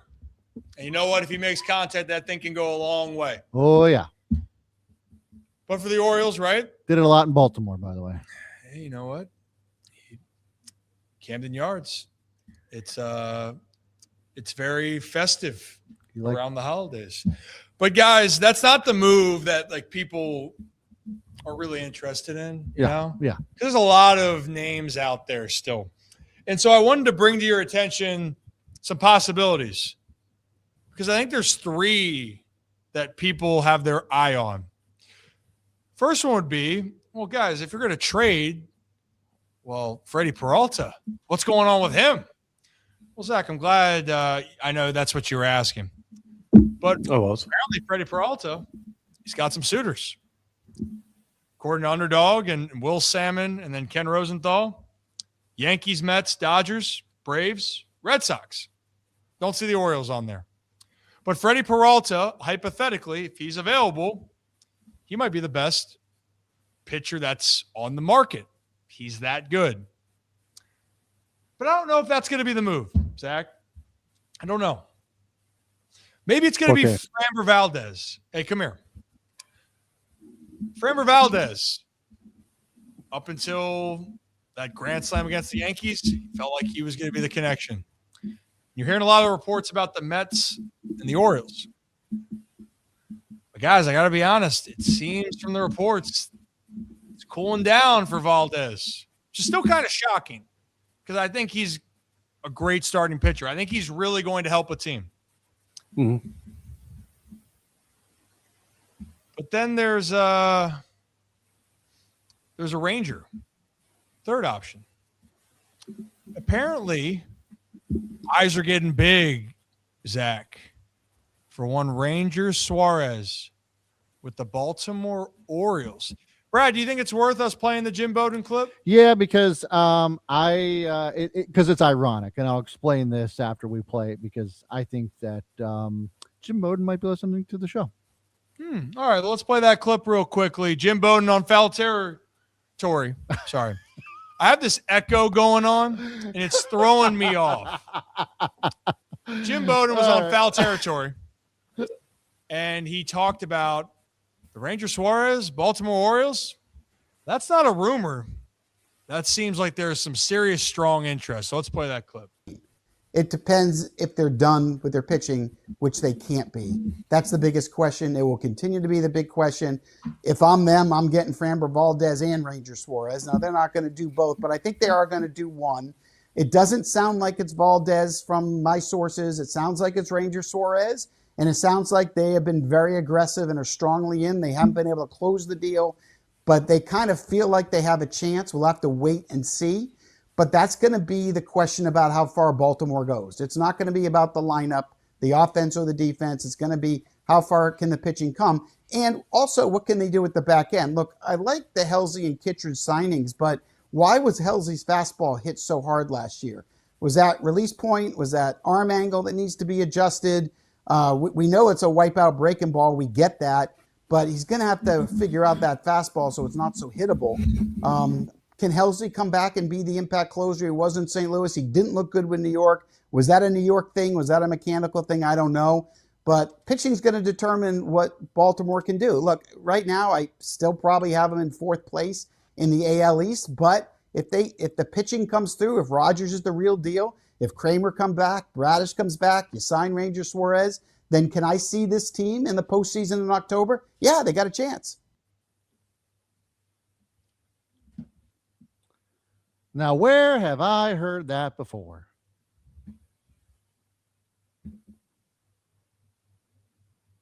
What an original idea. Are my eyes getting big? They are. So listen, Ranger Suarez would be an unbelievable fit. And if we're looking at this entire situation, look, there's no guarantee he's going to make it here. You're hearing there's a lot of other teams that want him. And I do think it's fascinating that the interest seems to be higher for Ranger over Framber. So everyone's saying the velo's down. I don't think that people are buying that the velo is going to drop and he's going to fall off the table. Clearly, that's not the case. No. The thing for me with this is the years. How many years can Ranger get? That, I think, is what the biggest holdup is. I think the price point's going to be between 25 to 30 mil, given what the market looks like. And I'm hearing what Jim Bowden's saying. But, guys, yes, I agree. You need one more starting pitcher. I think Tyler Wells is going to the pen just the way it is because of the way your team's getting constructed and how do you get the most out of Tyler Wells? You move him to the pen. I think he can be a really good pen piece. Oh, yeah. But you add Ranger, and then Zach Eflin becomes your sixth, because I think Dean Kramer is going to be the 5. I think Zach Eflin's got to get right. But you have that group right there. That rotation for the Orioles looks pretty damn well. And the reason why I say I think that option is more plausible is that the Orioles would have to make a big trade and then make a big signing. Because if they get Peralta, you're going to have to give whatever you're going to give Suarez, plus give up a ton of talent. Why do you think these guys haven't signed yet? Like, why? What do you think's the hang up for Ranger Suarez? Is it really the time portion of it, or what is it? Yeah, because it's years and how much they can maximize. And now, my follow-up question to that is, like, if this is a thing, right? Like where velocity has come down some, as Scott Boras or even a Ranger Suarez looks at this and it's like, I don't see how anybody in their right mind is going to sign him to a 5-year deal, just given that fact by itself. Well, you know who did this, Zach? You know who caused this dilemma? The Blue Jays. Yeah. Not Boris, Blue Jays. Yeah. The Cease deal. 7 years. Yeah. 30 mil per year. And that's the biggest holdup here, in my opinion. Pitchers want stability. They want the biggest deal because you know what? Tomorrow they can blow out their arm and they're done. And you want to use the best example recently, Jordan Montgomery, who then was fired by Scott Boras because they gambled. Jordan Montgomery didn't get the deal that he wanted, ended up signing essentially a 1-year deal, and then gets hurt. And then his value has completely deteriorated. And Jordan Montgomery could get back, but that big payout came in what? At least for that. Yep. Blake Snell almost got screwed out of that, coming off a Cy Young year. So that's what they want, to your question. But Blake Snell, if I'm not mistaken, was Blake 5 or 6 years, 150, 180? Something like that, yeah. Does that sound about right, Zach? Yeah. So that was the big deal. And Blake Snell, in my opinion, his stuff, when he's healthy, there is a lot of elite pitchers, even like Ranger Suarez, but then there's Blake Snell and that other category of the Scoobles. I got Snell in that Scooble realm. He's closer to Scooble than what Ranger is to Blake Snell. Yeah. So in this case, Brad, that's where it all stems back to. And teams are saying, I don't want to give those years because I know why you want it, but are you going to pitch for me for 5-7 years? No. I have doubts. Yeah. But if you sign Ranger to a 4-year 120, would you do it? I mean, Zach, like, I think that this is the holdup. Like, that's what it is. It's the years. I don't think it's a dollar amount. I 100% think it's the years. It's 1,000% is the years. And I got to say, and Ryan, you can tell me if I'm completely off base on this. I just don't see for a guy like Ranger why the velo drop from 92 to 90.5 is a big deal. Like I talked about this actually for like 20 minutes on the show Friday. If you wanted to tell me Ranger Suarez was a guy who threw 99 to touched 100, and now he's sitting at 96, I'm concerned because it's, hey, you don't got the stuff to blow it by him anymore. You got to have your secondary stuff work. You got to find a way to get outs without the velo. This is a guy who hasn't had the velo.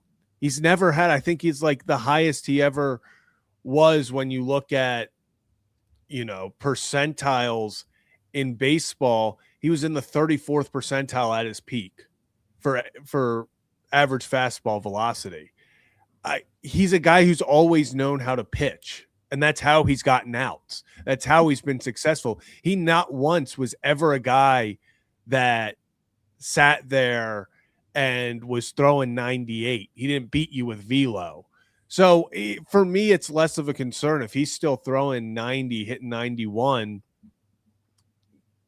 He was never a guy throwing 99. Now, if he was touching 99 and now you're like, oh, he can only hit 95, it's a big red flag. Then it's, hey, your stuff. That's different. He was never a guy who needed velo to get guys out. So a slight drop in velo for me, I'm still in on Ranger Suarez. I know some people are like, oh, down the line, I don't think he can. If in 4 years he's throwing 89, but he's still getting outs, he knows how to pitch. And also throw Garrett Crochet out the window. There aren't a lot of, high velo lefties out there. That's just not, that is a hot commodity. That is value if you can find one. A lot of these guys just know how to pitch. Yeah. Zach, can I tell you something? Yeah, tell me something. About this whole thing. So, yes, Ranger Suarez's velo has dropped a little bit. But if you want to go back to 2024, not this past year, the year prior, his average sinker was 90.8. Mm-hmm. But his four-seamer was 91.9, almost 92. And in 2025, sinker's 90.1, four-seams 91.3. So half a difference.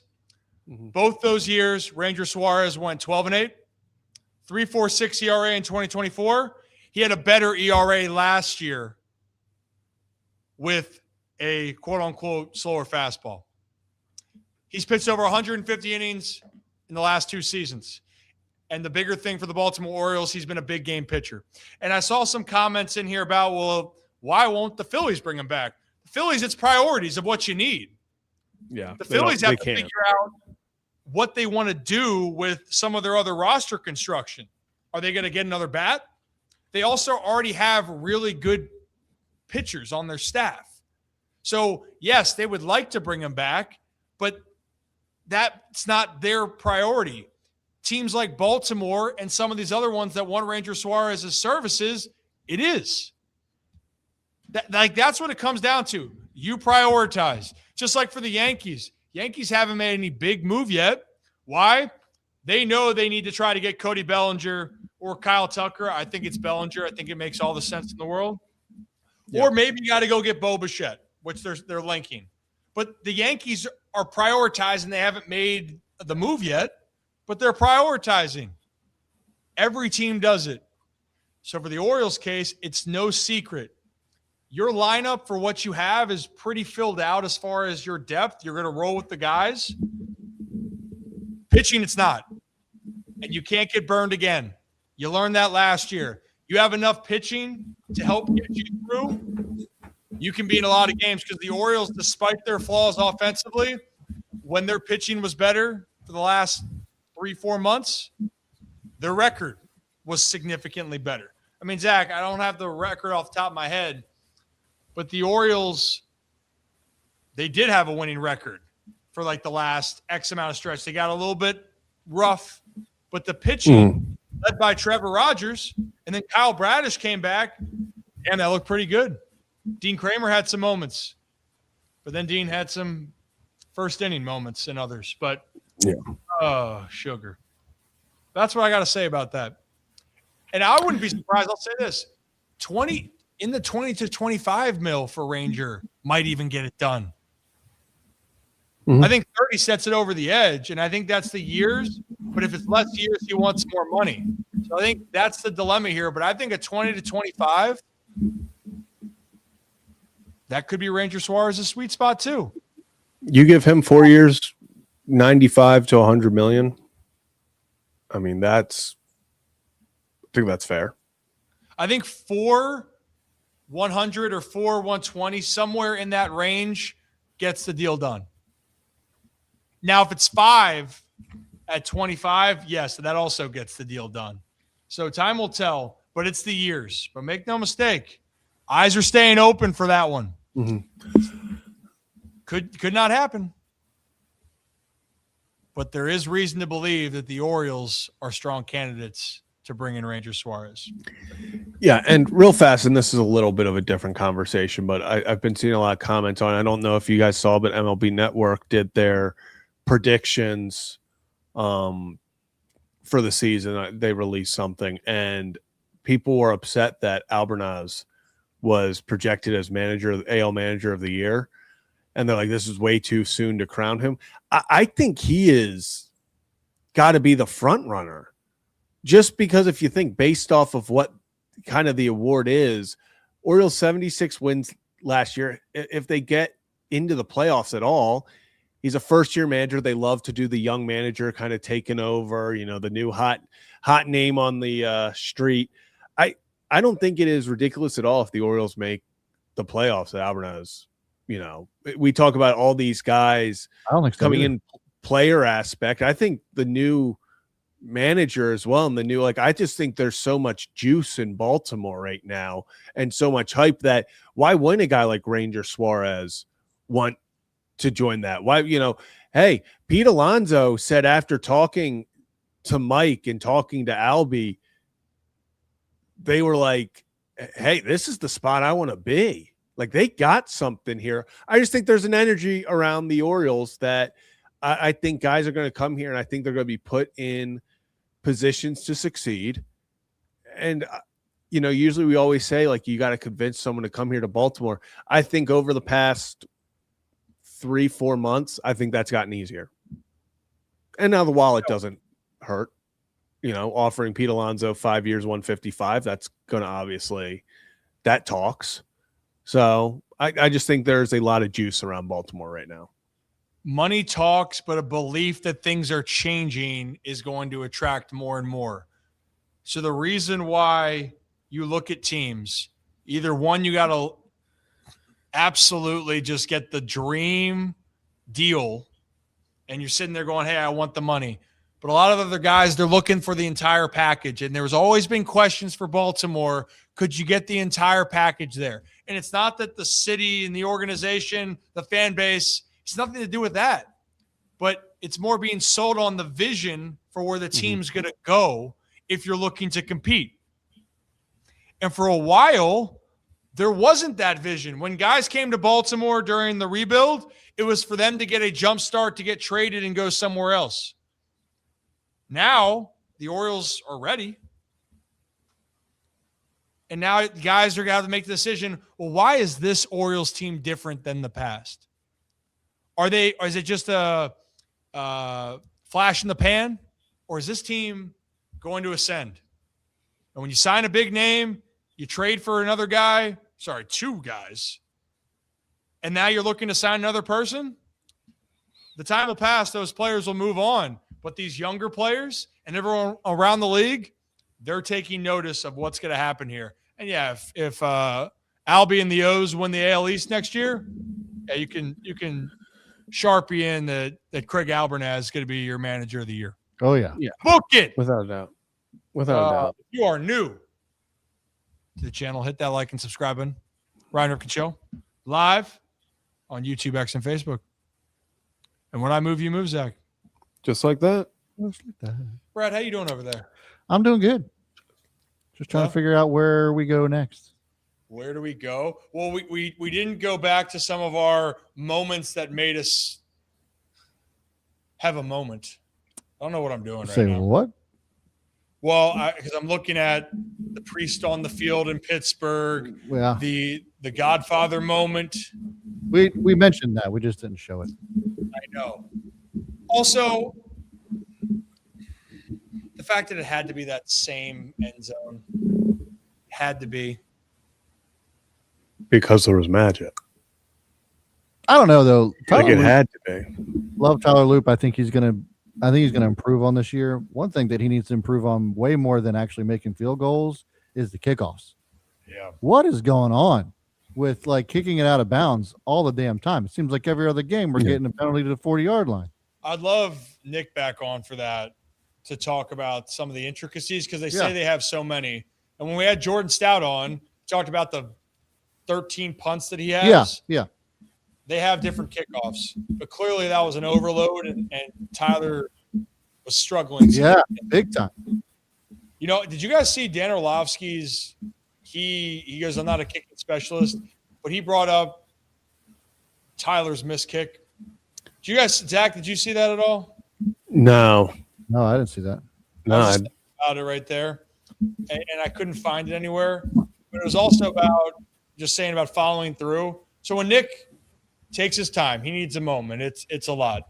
But when that's done, I want Nick to come on and talk about it. And actually, you know how you say when you hit, you know, you keep your head down. Yeah. Zach, you know what I mean? When you were all softball state. So you're right there when you're swinging. About the ball. And when you're going to swing, swinging your down. eyes are on the ball. Yeah. Through contact and then after. And then when you get in trouble as a hitter, is if you leak early and as you're swinging, your head kind of drifts away. Yep. On the one that Tyler missed, his eyes were drifting away early on the ones that he made. It was through consistently. Now, Tyler said he knew it off the kick where he hit it, like immediately, that it wasn't good. But I thought that follow-through clearly wasn't the same. And it was really fascinating. So I'd love to hear Nick's take on that. Yeah. Goodness gracious. Yeah. Tough. Hey, how about Ian Rappaport retweeting our shit? That was really cool. On a personal note, our boy Nick did get extended for 4 years, and then we broke it. And Ian Rappaport. Yeah, dude, I was on the damn train. I know. And I'm so damn confused. That was the most. Jonas Schaefer. Yeah. That was the most views. Got 500,000 views. That was the most unintentional news breaking ever because I had sent in the group at 1 p.m. Nick tells us, and he's like, yeah. So then I'm like, hey, come on the show. And if you have time, we can talk about it. I'm thinking sometime in the next 4 hours, it's going to be announced somewhere. And then next thing you know, he comes on and I'm like, nobody has reported this. This is not. And so I asked him, I was like, anything you'd like to share? And then there you go. Next thing you know, Ian Rappaport, I was like, all right. Okay. I went back and watched it. Yeah. And Nick's like, I could get in trouble. And I'm like, okay, great. You're not going to get in trouble. I know, but when Nick's saying that is, we're back. And I'm like, oh, hell yeah, man. Good for you. Didn't know you were doing that today, but congrats. But you know why Ian Rappaport actually retweeted the tweet?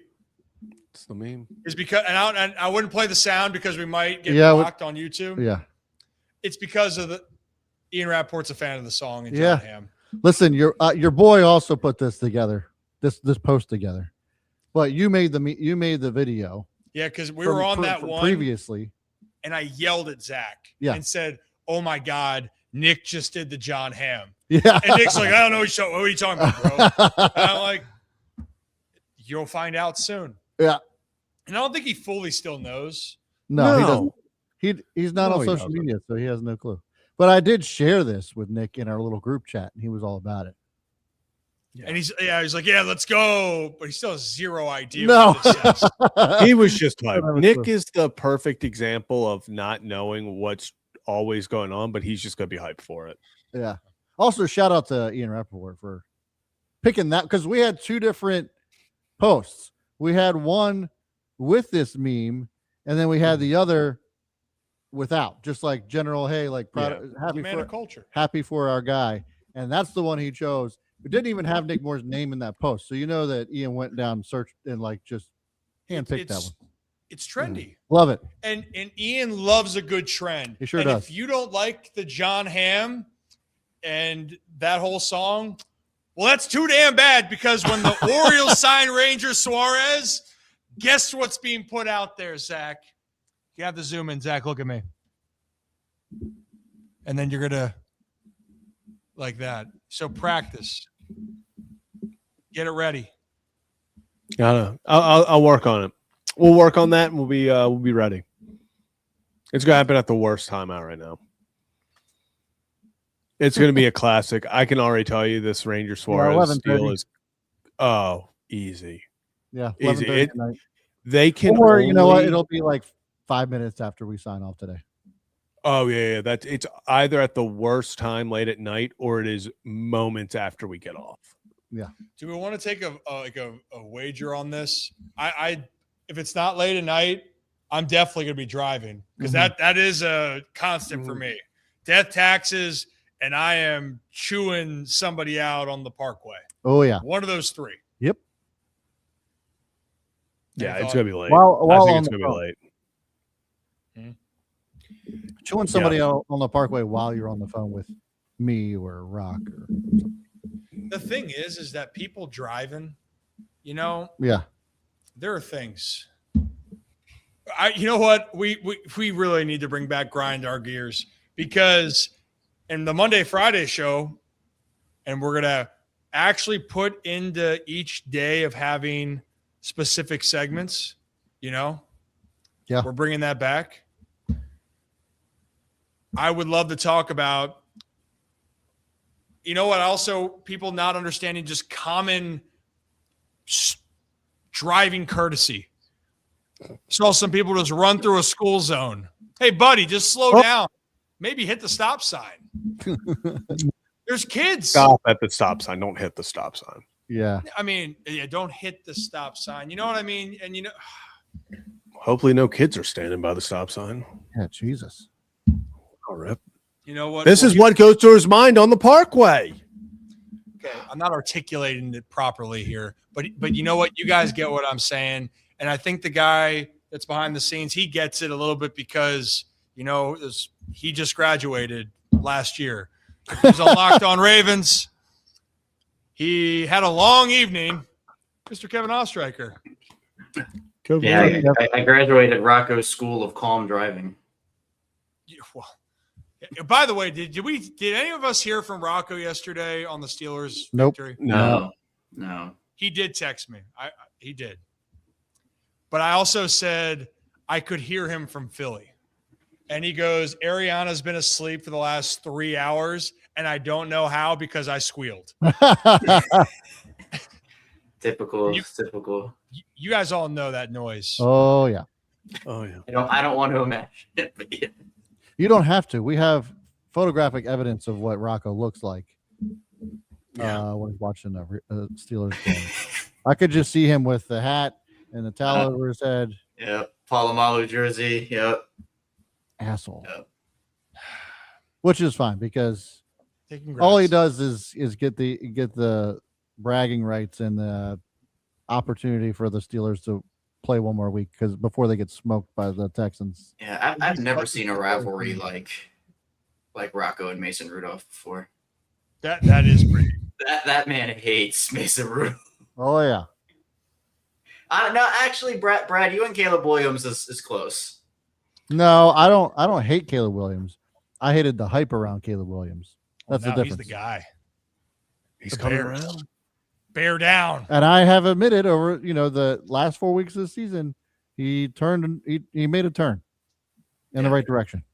Crazy what happens when you go and get a offensive-minded head coach. Who said that? Also, the Bears, just a switch or a superpower turns on when they're down by double digits in the fourth quarter. Every other team, it's like, oh, well, back to the drawing board. It's like, no, they draw up to be trailing by 16. Yeah. And they came back. They still lost, but they always come back. Yeah. Yeah. Little fun fact going into Bears versus Packers this weekend. The Bears' most recent win was against the Packers, and the Packers' most recent win was against the Bears. Fun fact for you. Write that down, Kevin. Yeah. Hey, Kevin, how was your Locked On experience? You were watching along. Did you watch it, Zach? Do you have the screenshot? No, I just when he reminded me, I have to. Yeah, I look. I pulled my entire face. I look so ugly when I. Oh no, we don't want to see that. Zach, pull that up. I love when catastrophic I was things going happen. like this, and I like pulled my face like this. No, we certainly don't want to see that face. I know. I literally yeah. Thanks. The miss happened. I think I said 2 words in a span of like 5 minutes, and then was like, I need to gather my thoughts. See you on the post game, and logged off. Did you drop word number 11? According I did not. Family friendly show. Stayed family friendly. Well, we were coming up with different from different shout outs here, which is kind of family friendly. Kev, we got a new partner sponsor, AutoStream Car Care Center. Say that 5 seconds fast. AutoStream care. Wait. Yep. See, already AutoStream care cars. This is the Rodgers touchdown. Well, that's not that. I was in it, man. That's it passes the missed field goal. I know. I thought it. I freaked out on camera. Like I legit, like no words came out, but I freaked out. You should have said number. Well, Zach, 11. it's in the comments. Just go to the comments. Someone timestamped it. Okay, well, I think I found it already. Oh, well, good for you. Hey, Kevin, is Tyler Linderbaum going to be a Raven next year? My prediction is yes. It'd be too catastrophic if they let him go. You'd have to rebuild 60% of your line, in my opinion. And so what has to happen? Do they have to redo Lamar's contract in order to get Linderbaum on, locked in? I think they have enough rollover to make like one move that's big. But if you get Lamar's contract, you're probably freeing up because you're going to make that cap hit low. So yeah, it's like 40 mil. So you could do that and then maybe trade for Crosby or trade for Crosby. I'm all on that. I'm putting my stamp on that right now. Put me in on that. Well, who isn't in on that? But like the likelihood of that happening is slim. I mean, yes, but if they're not going to make changes to the coaching staff or Harbaugh or whatever, philosophies have to change. And I think the philosophy is you got to go all in now. Like if it wasn't before, you got to do it now. Trade a first round pick. All right. Zach's ready to show my reaction to the world. Zach had a lot of fun watching this. I mean, that's one way to improve your pass rush. A typical Kevin reaction. See, I'm like pulling my face back. The hair is something coiffed. Yeah. Yes. Feathered and lethal. It's up. I didn't pause the video. This is just he's. No, I'm.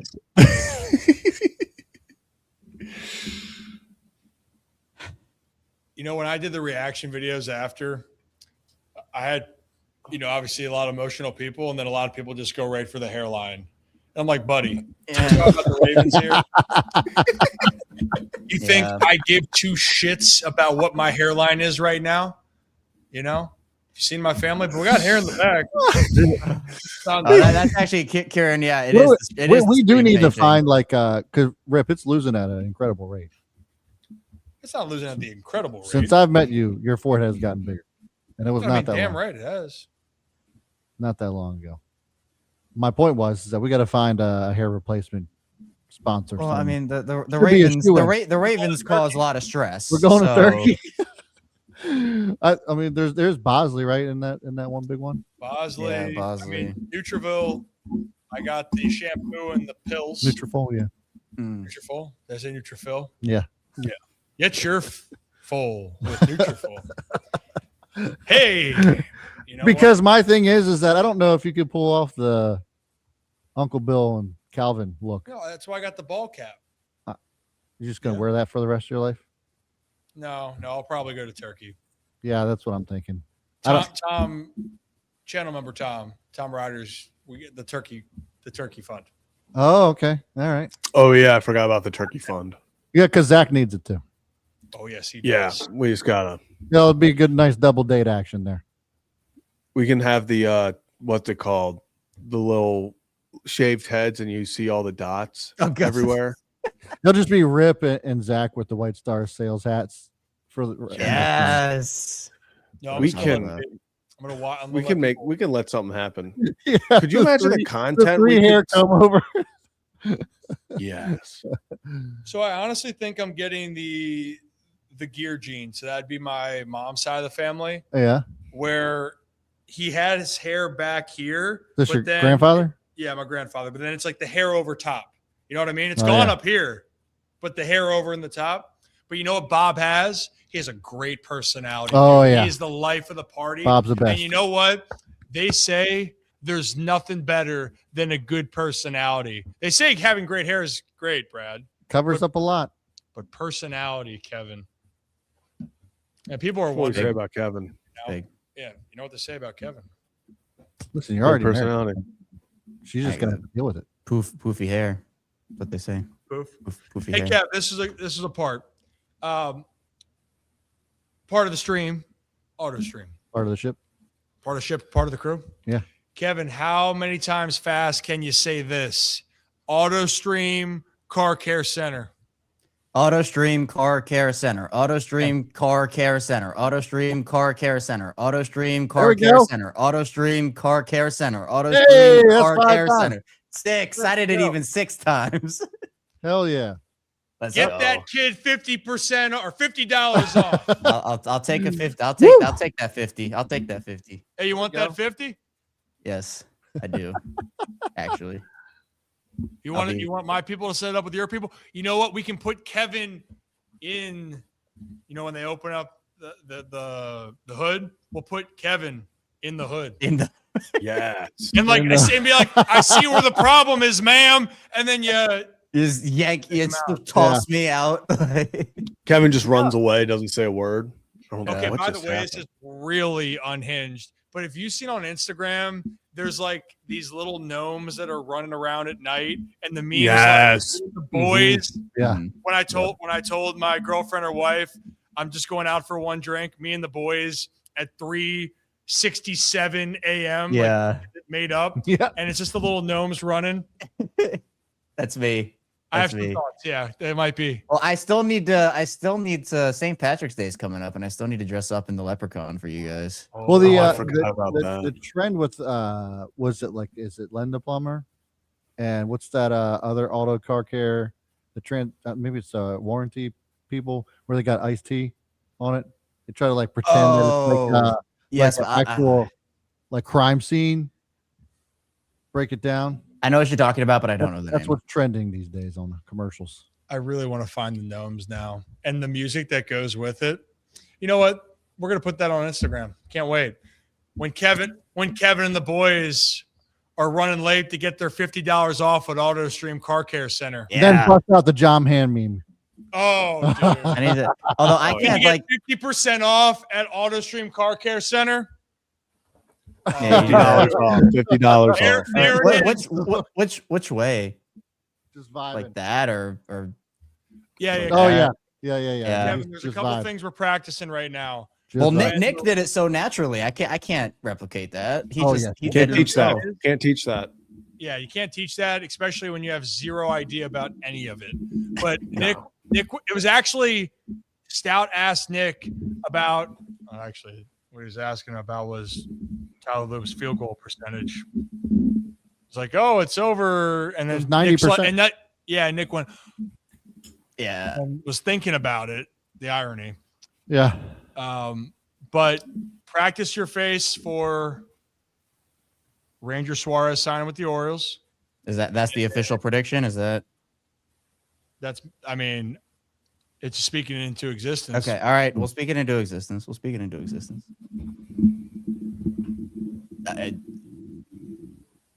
You're scaring me with this face. I don't know what you're doing. I'm just. What's wrong, Brad? What's his deal today? I don't know. Sorry, it's on me. It's on me. So we got some ideas. So and then when the Ravens make a decision, move. Yeah. Every time my phone buzzes and I see a report from Schefter, my heart drops a little bit. Yeah. Zach, I did the Tug Speedman. Not Tug Speedman. What the hell? Whoever I dressed up as for Halloween. Why Les is my Grossman. Yes, Les Grossman thing. That was a banger. We really gotta lean into it, Kevin. So imagine I just told you you're getting $50 off when you go to AutoStream Car Care Center. Show me the face. It's pretty good. That's a good one. Yeah. Good one. I was trying. Hey. Yeah, first try. How about 2 million views on the channel in 2026 already?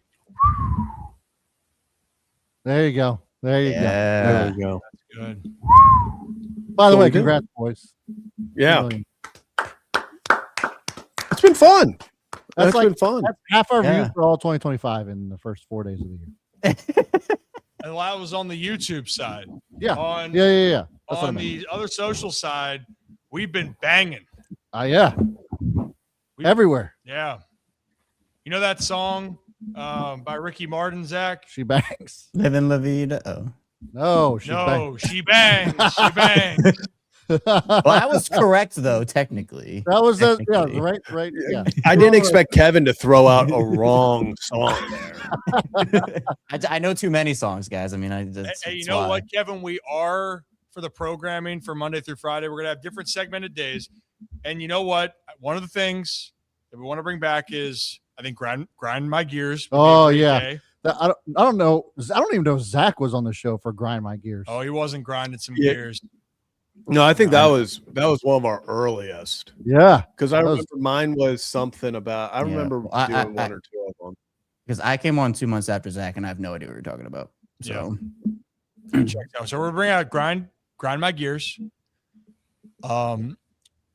We will have a day for designated call-ins because I understand the channel members. I get it. We're working on it. Yep. New show time next week. Which guys, I know you're gonna hate me for changing the live at 5. I have to move it up. It's going to be a 3 p.m. show moving forward because your boy has to do baseball work this year. Again. But we're not leaving you. And then the final one, Kevin, would be Put My Poems in You. So we're bringing that back. Still the all-time name. I think it's great. It's a must. Brought to you by your first ever read. Well, if that's the route you want to go, I mean, I'm sure you could ask. Well, if you want to be a part of the group of people who've done a read like that, then hey, we're just always exploring. Yeah, we're exploring here. Yeah. But we got some good ideas. But 3 p.m. starting next week is when the Ryan Ripken show is going to be. It's going to be 3 to 5. We're going to be really more structured out. A lot of guests, a lot of content. 5 days a week. 5 days a week, man. Shirts and pants. Can you imagine?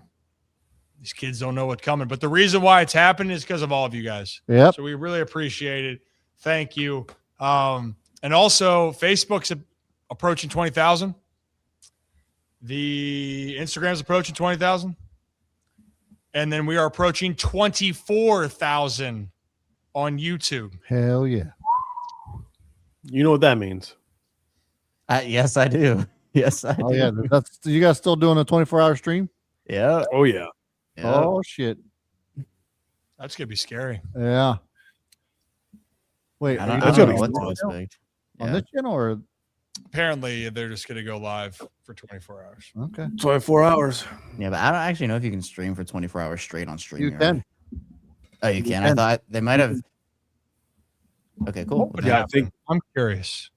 Oh, I think you can stream as long as you want. I hope so. I mean, you can stream on YouTube forever. On the tube. Yeah. Okay. Business plan allows up to 24-hour recordings per stream. I do wish. wish. Hey, how about, there you go. I do wish we could have more music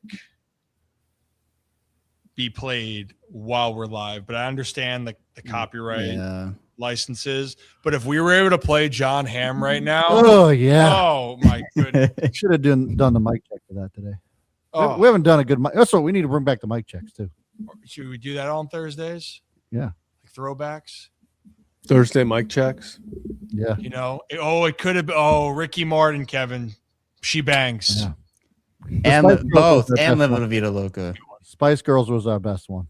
Again, in my hot take, in Live La Vida Loca, Shrek 2 is the best movie soundtrack of all time. Okay, it's a good soundtrack. It's a great one. It's the best one. Oh, I don't know about that. Shrek 2. Hey, Kevin, have you seen Troy? No. Oh my God! No, you're not Glad a you're man. with If me. you haven't seen that movie. Glad you're with me. Glad you're with me, Kevin. You haven't approached manhood if you haven't watched that movie. You're still a boy. I want you to. We'll do that on a 24-hour stream. We'll watch Troy or whatever. No, Zach. No, Zach. No, I have to watch it for Thursday. You'll get we'll get a copyright strike. You do that too. But listen, I've heard stories that your testosterone levels go up by about 20% after watching that movie. You think that you can defeat all foes. And also, you might believe that Brad Pitt is a Greek god. There's a chance. Or Brad Smith. Yeah, true. Okay, I like that. I'm not Greek, though, so. You could believe that as well. But I want you don't even understand what yelling Hector even means. No. You don't even understand. Is that where Hector as a pup came from? No. What a scene. Like one of the greatest scenes of all time. You know, I'm going to go home and watch that. I need to watch that now, too. All four of us just going to watch it. This Discord movie nights? Yes. And then we're going to have the physique like Brad Pitt for 2026. Oh my That's the God. goal. That's the goal. Listen, you should talk about man crushes. I think I might have a man crush on Achilles. On Brad Pitt Achilles. Whew. Kevin, I want that you man to have goddamn full notes, including Brad Pitt. Yeah. Okay. Holy shit, that guy. Good for him. Bare ass Brad Pitt in that movie. That's what we're doing. That's what we're gonna do here in 2026. Ripped with Rip with Merit Clubs. Zach doesn't even know what he's getting into yet. What does that have to do with the movie, though? Are you just saying you gotta go look at Brad Pitt? Well, no, like I get that, but I thought we were talking movies. So then when you said getting ripped with Rip, we're gonna get ripped with Rip, like and being inspired. I thought you were then gonna go like end the movie thing. No, Zach. I'm just looking for the I thought we were looking for a movie sponsor. I just thought we were looking for a movie sponsor real quick. That's all. A movie sponsor? How does that even work? Like movie theater? Like, yeah, something. Some sort of, I don't know, something to do with movies. Or you want to do like at the beginning of a movie tomatoes. that's in theaters, it just pops up like all the production studios and then just Ryan Ripken show logo. Oh, before the movie starts. You know what? Write this idea down. Once a month, maybe we make a Ryan Ripken trailer, and it's like a movie trailer. You know what we should do? You know those cameras that they use for recruiting visits, where it's like the 360 camera. Yeah. You know, like Brian Kelly did it with like LSU. We should do that. I love that we have 85 people in here watching us just bullshit. Hey, this is a great community. We like to get a little bit unhinged, and I know people say we get buttoned up. There's so much that we have to talk about. But we also want to do this. Yeah. So to help us continue to do this, hit that like and subscribe. And Monday through Friday, set your calendar, your clock. We'll be live from 3 to 5. I also have to figure out a proper Rip After Dark where we turn the lights down low and I can really show you a thing or two. Whoa. God damn. That's That didn't come out right. That did not come out right at all. Holy shit, God damn. I am scared. I could show you a thing or two about the entire. Yeah, no coming back from that one. You just gotta eat it. You gotta eat it. I'm just saying we have a lot to offer here at the Ryan Ripken Media. Kevin says you gotta eat it now. Like Jesus Christ. Okay. Heel cinnamon. God damn. Yeah. So Rip After Dark, though, we're gonna get that. You know what, Nick? Yeah. Nick wants to do Nick at Night. He does. He's okay. I'll believe that one. I see it. Yeah. Love the guy, but I also know the guy.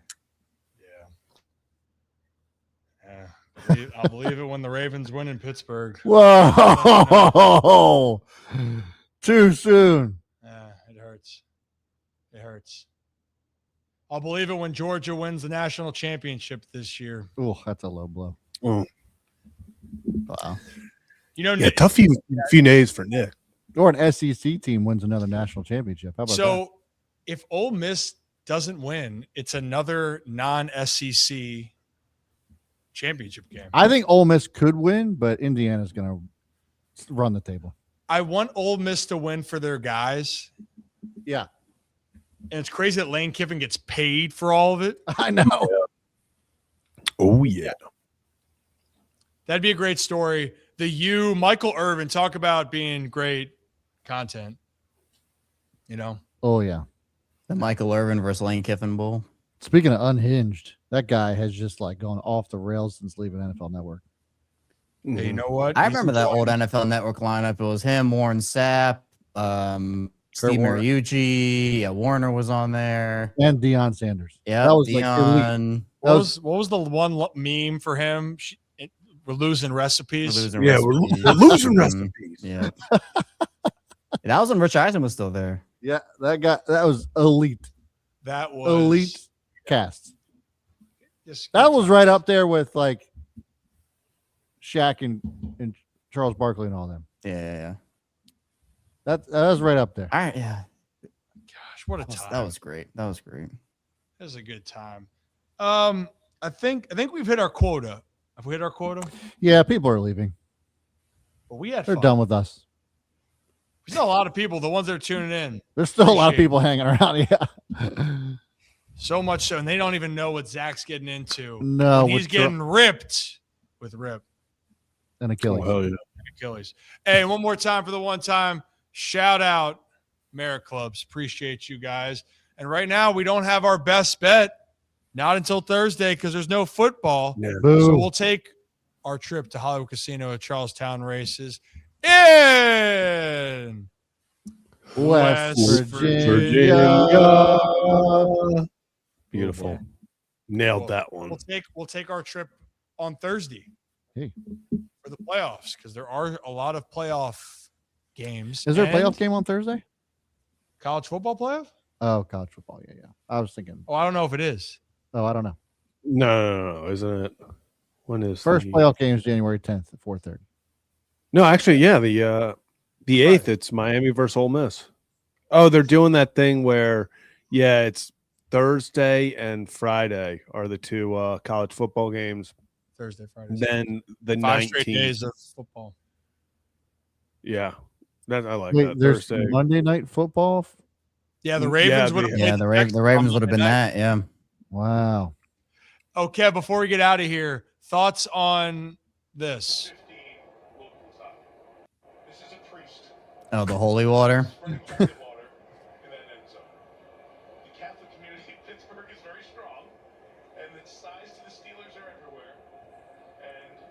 That was the end zone, yeah. It was brutal, man. Okay, I can't. That's gone. He made it. Yeah, that. Perfect. That was perfect. Yeah, well, wasn't there? There was a Ravens fan that sprinkled holy water in the locker room earlier this season, wasn't there? Yeah.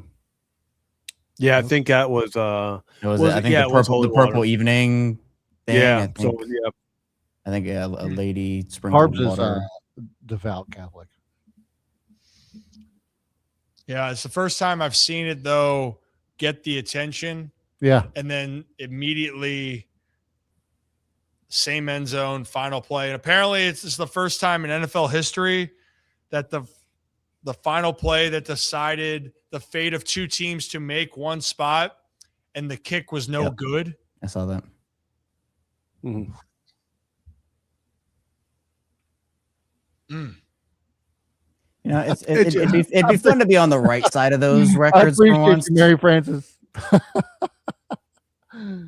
Oh man. Sugar. Yeah. All right. Red 7. Hot route. Hop on out of here. Cue it, Peppy.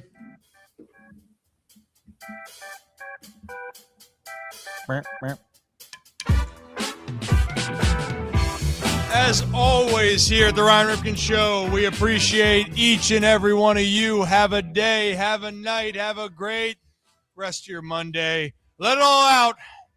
It'll be a better 2026, but come back and join us tomorrow because we got some more news on the way here on the Ryan Ripken Show. Peace.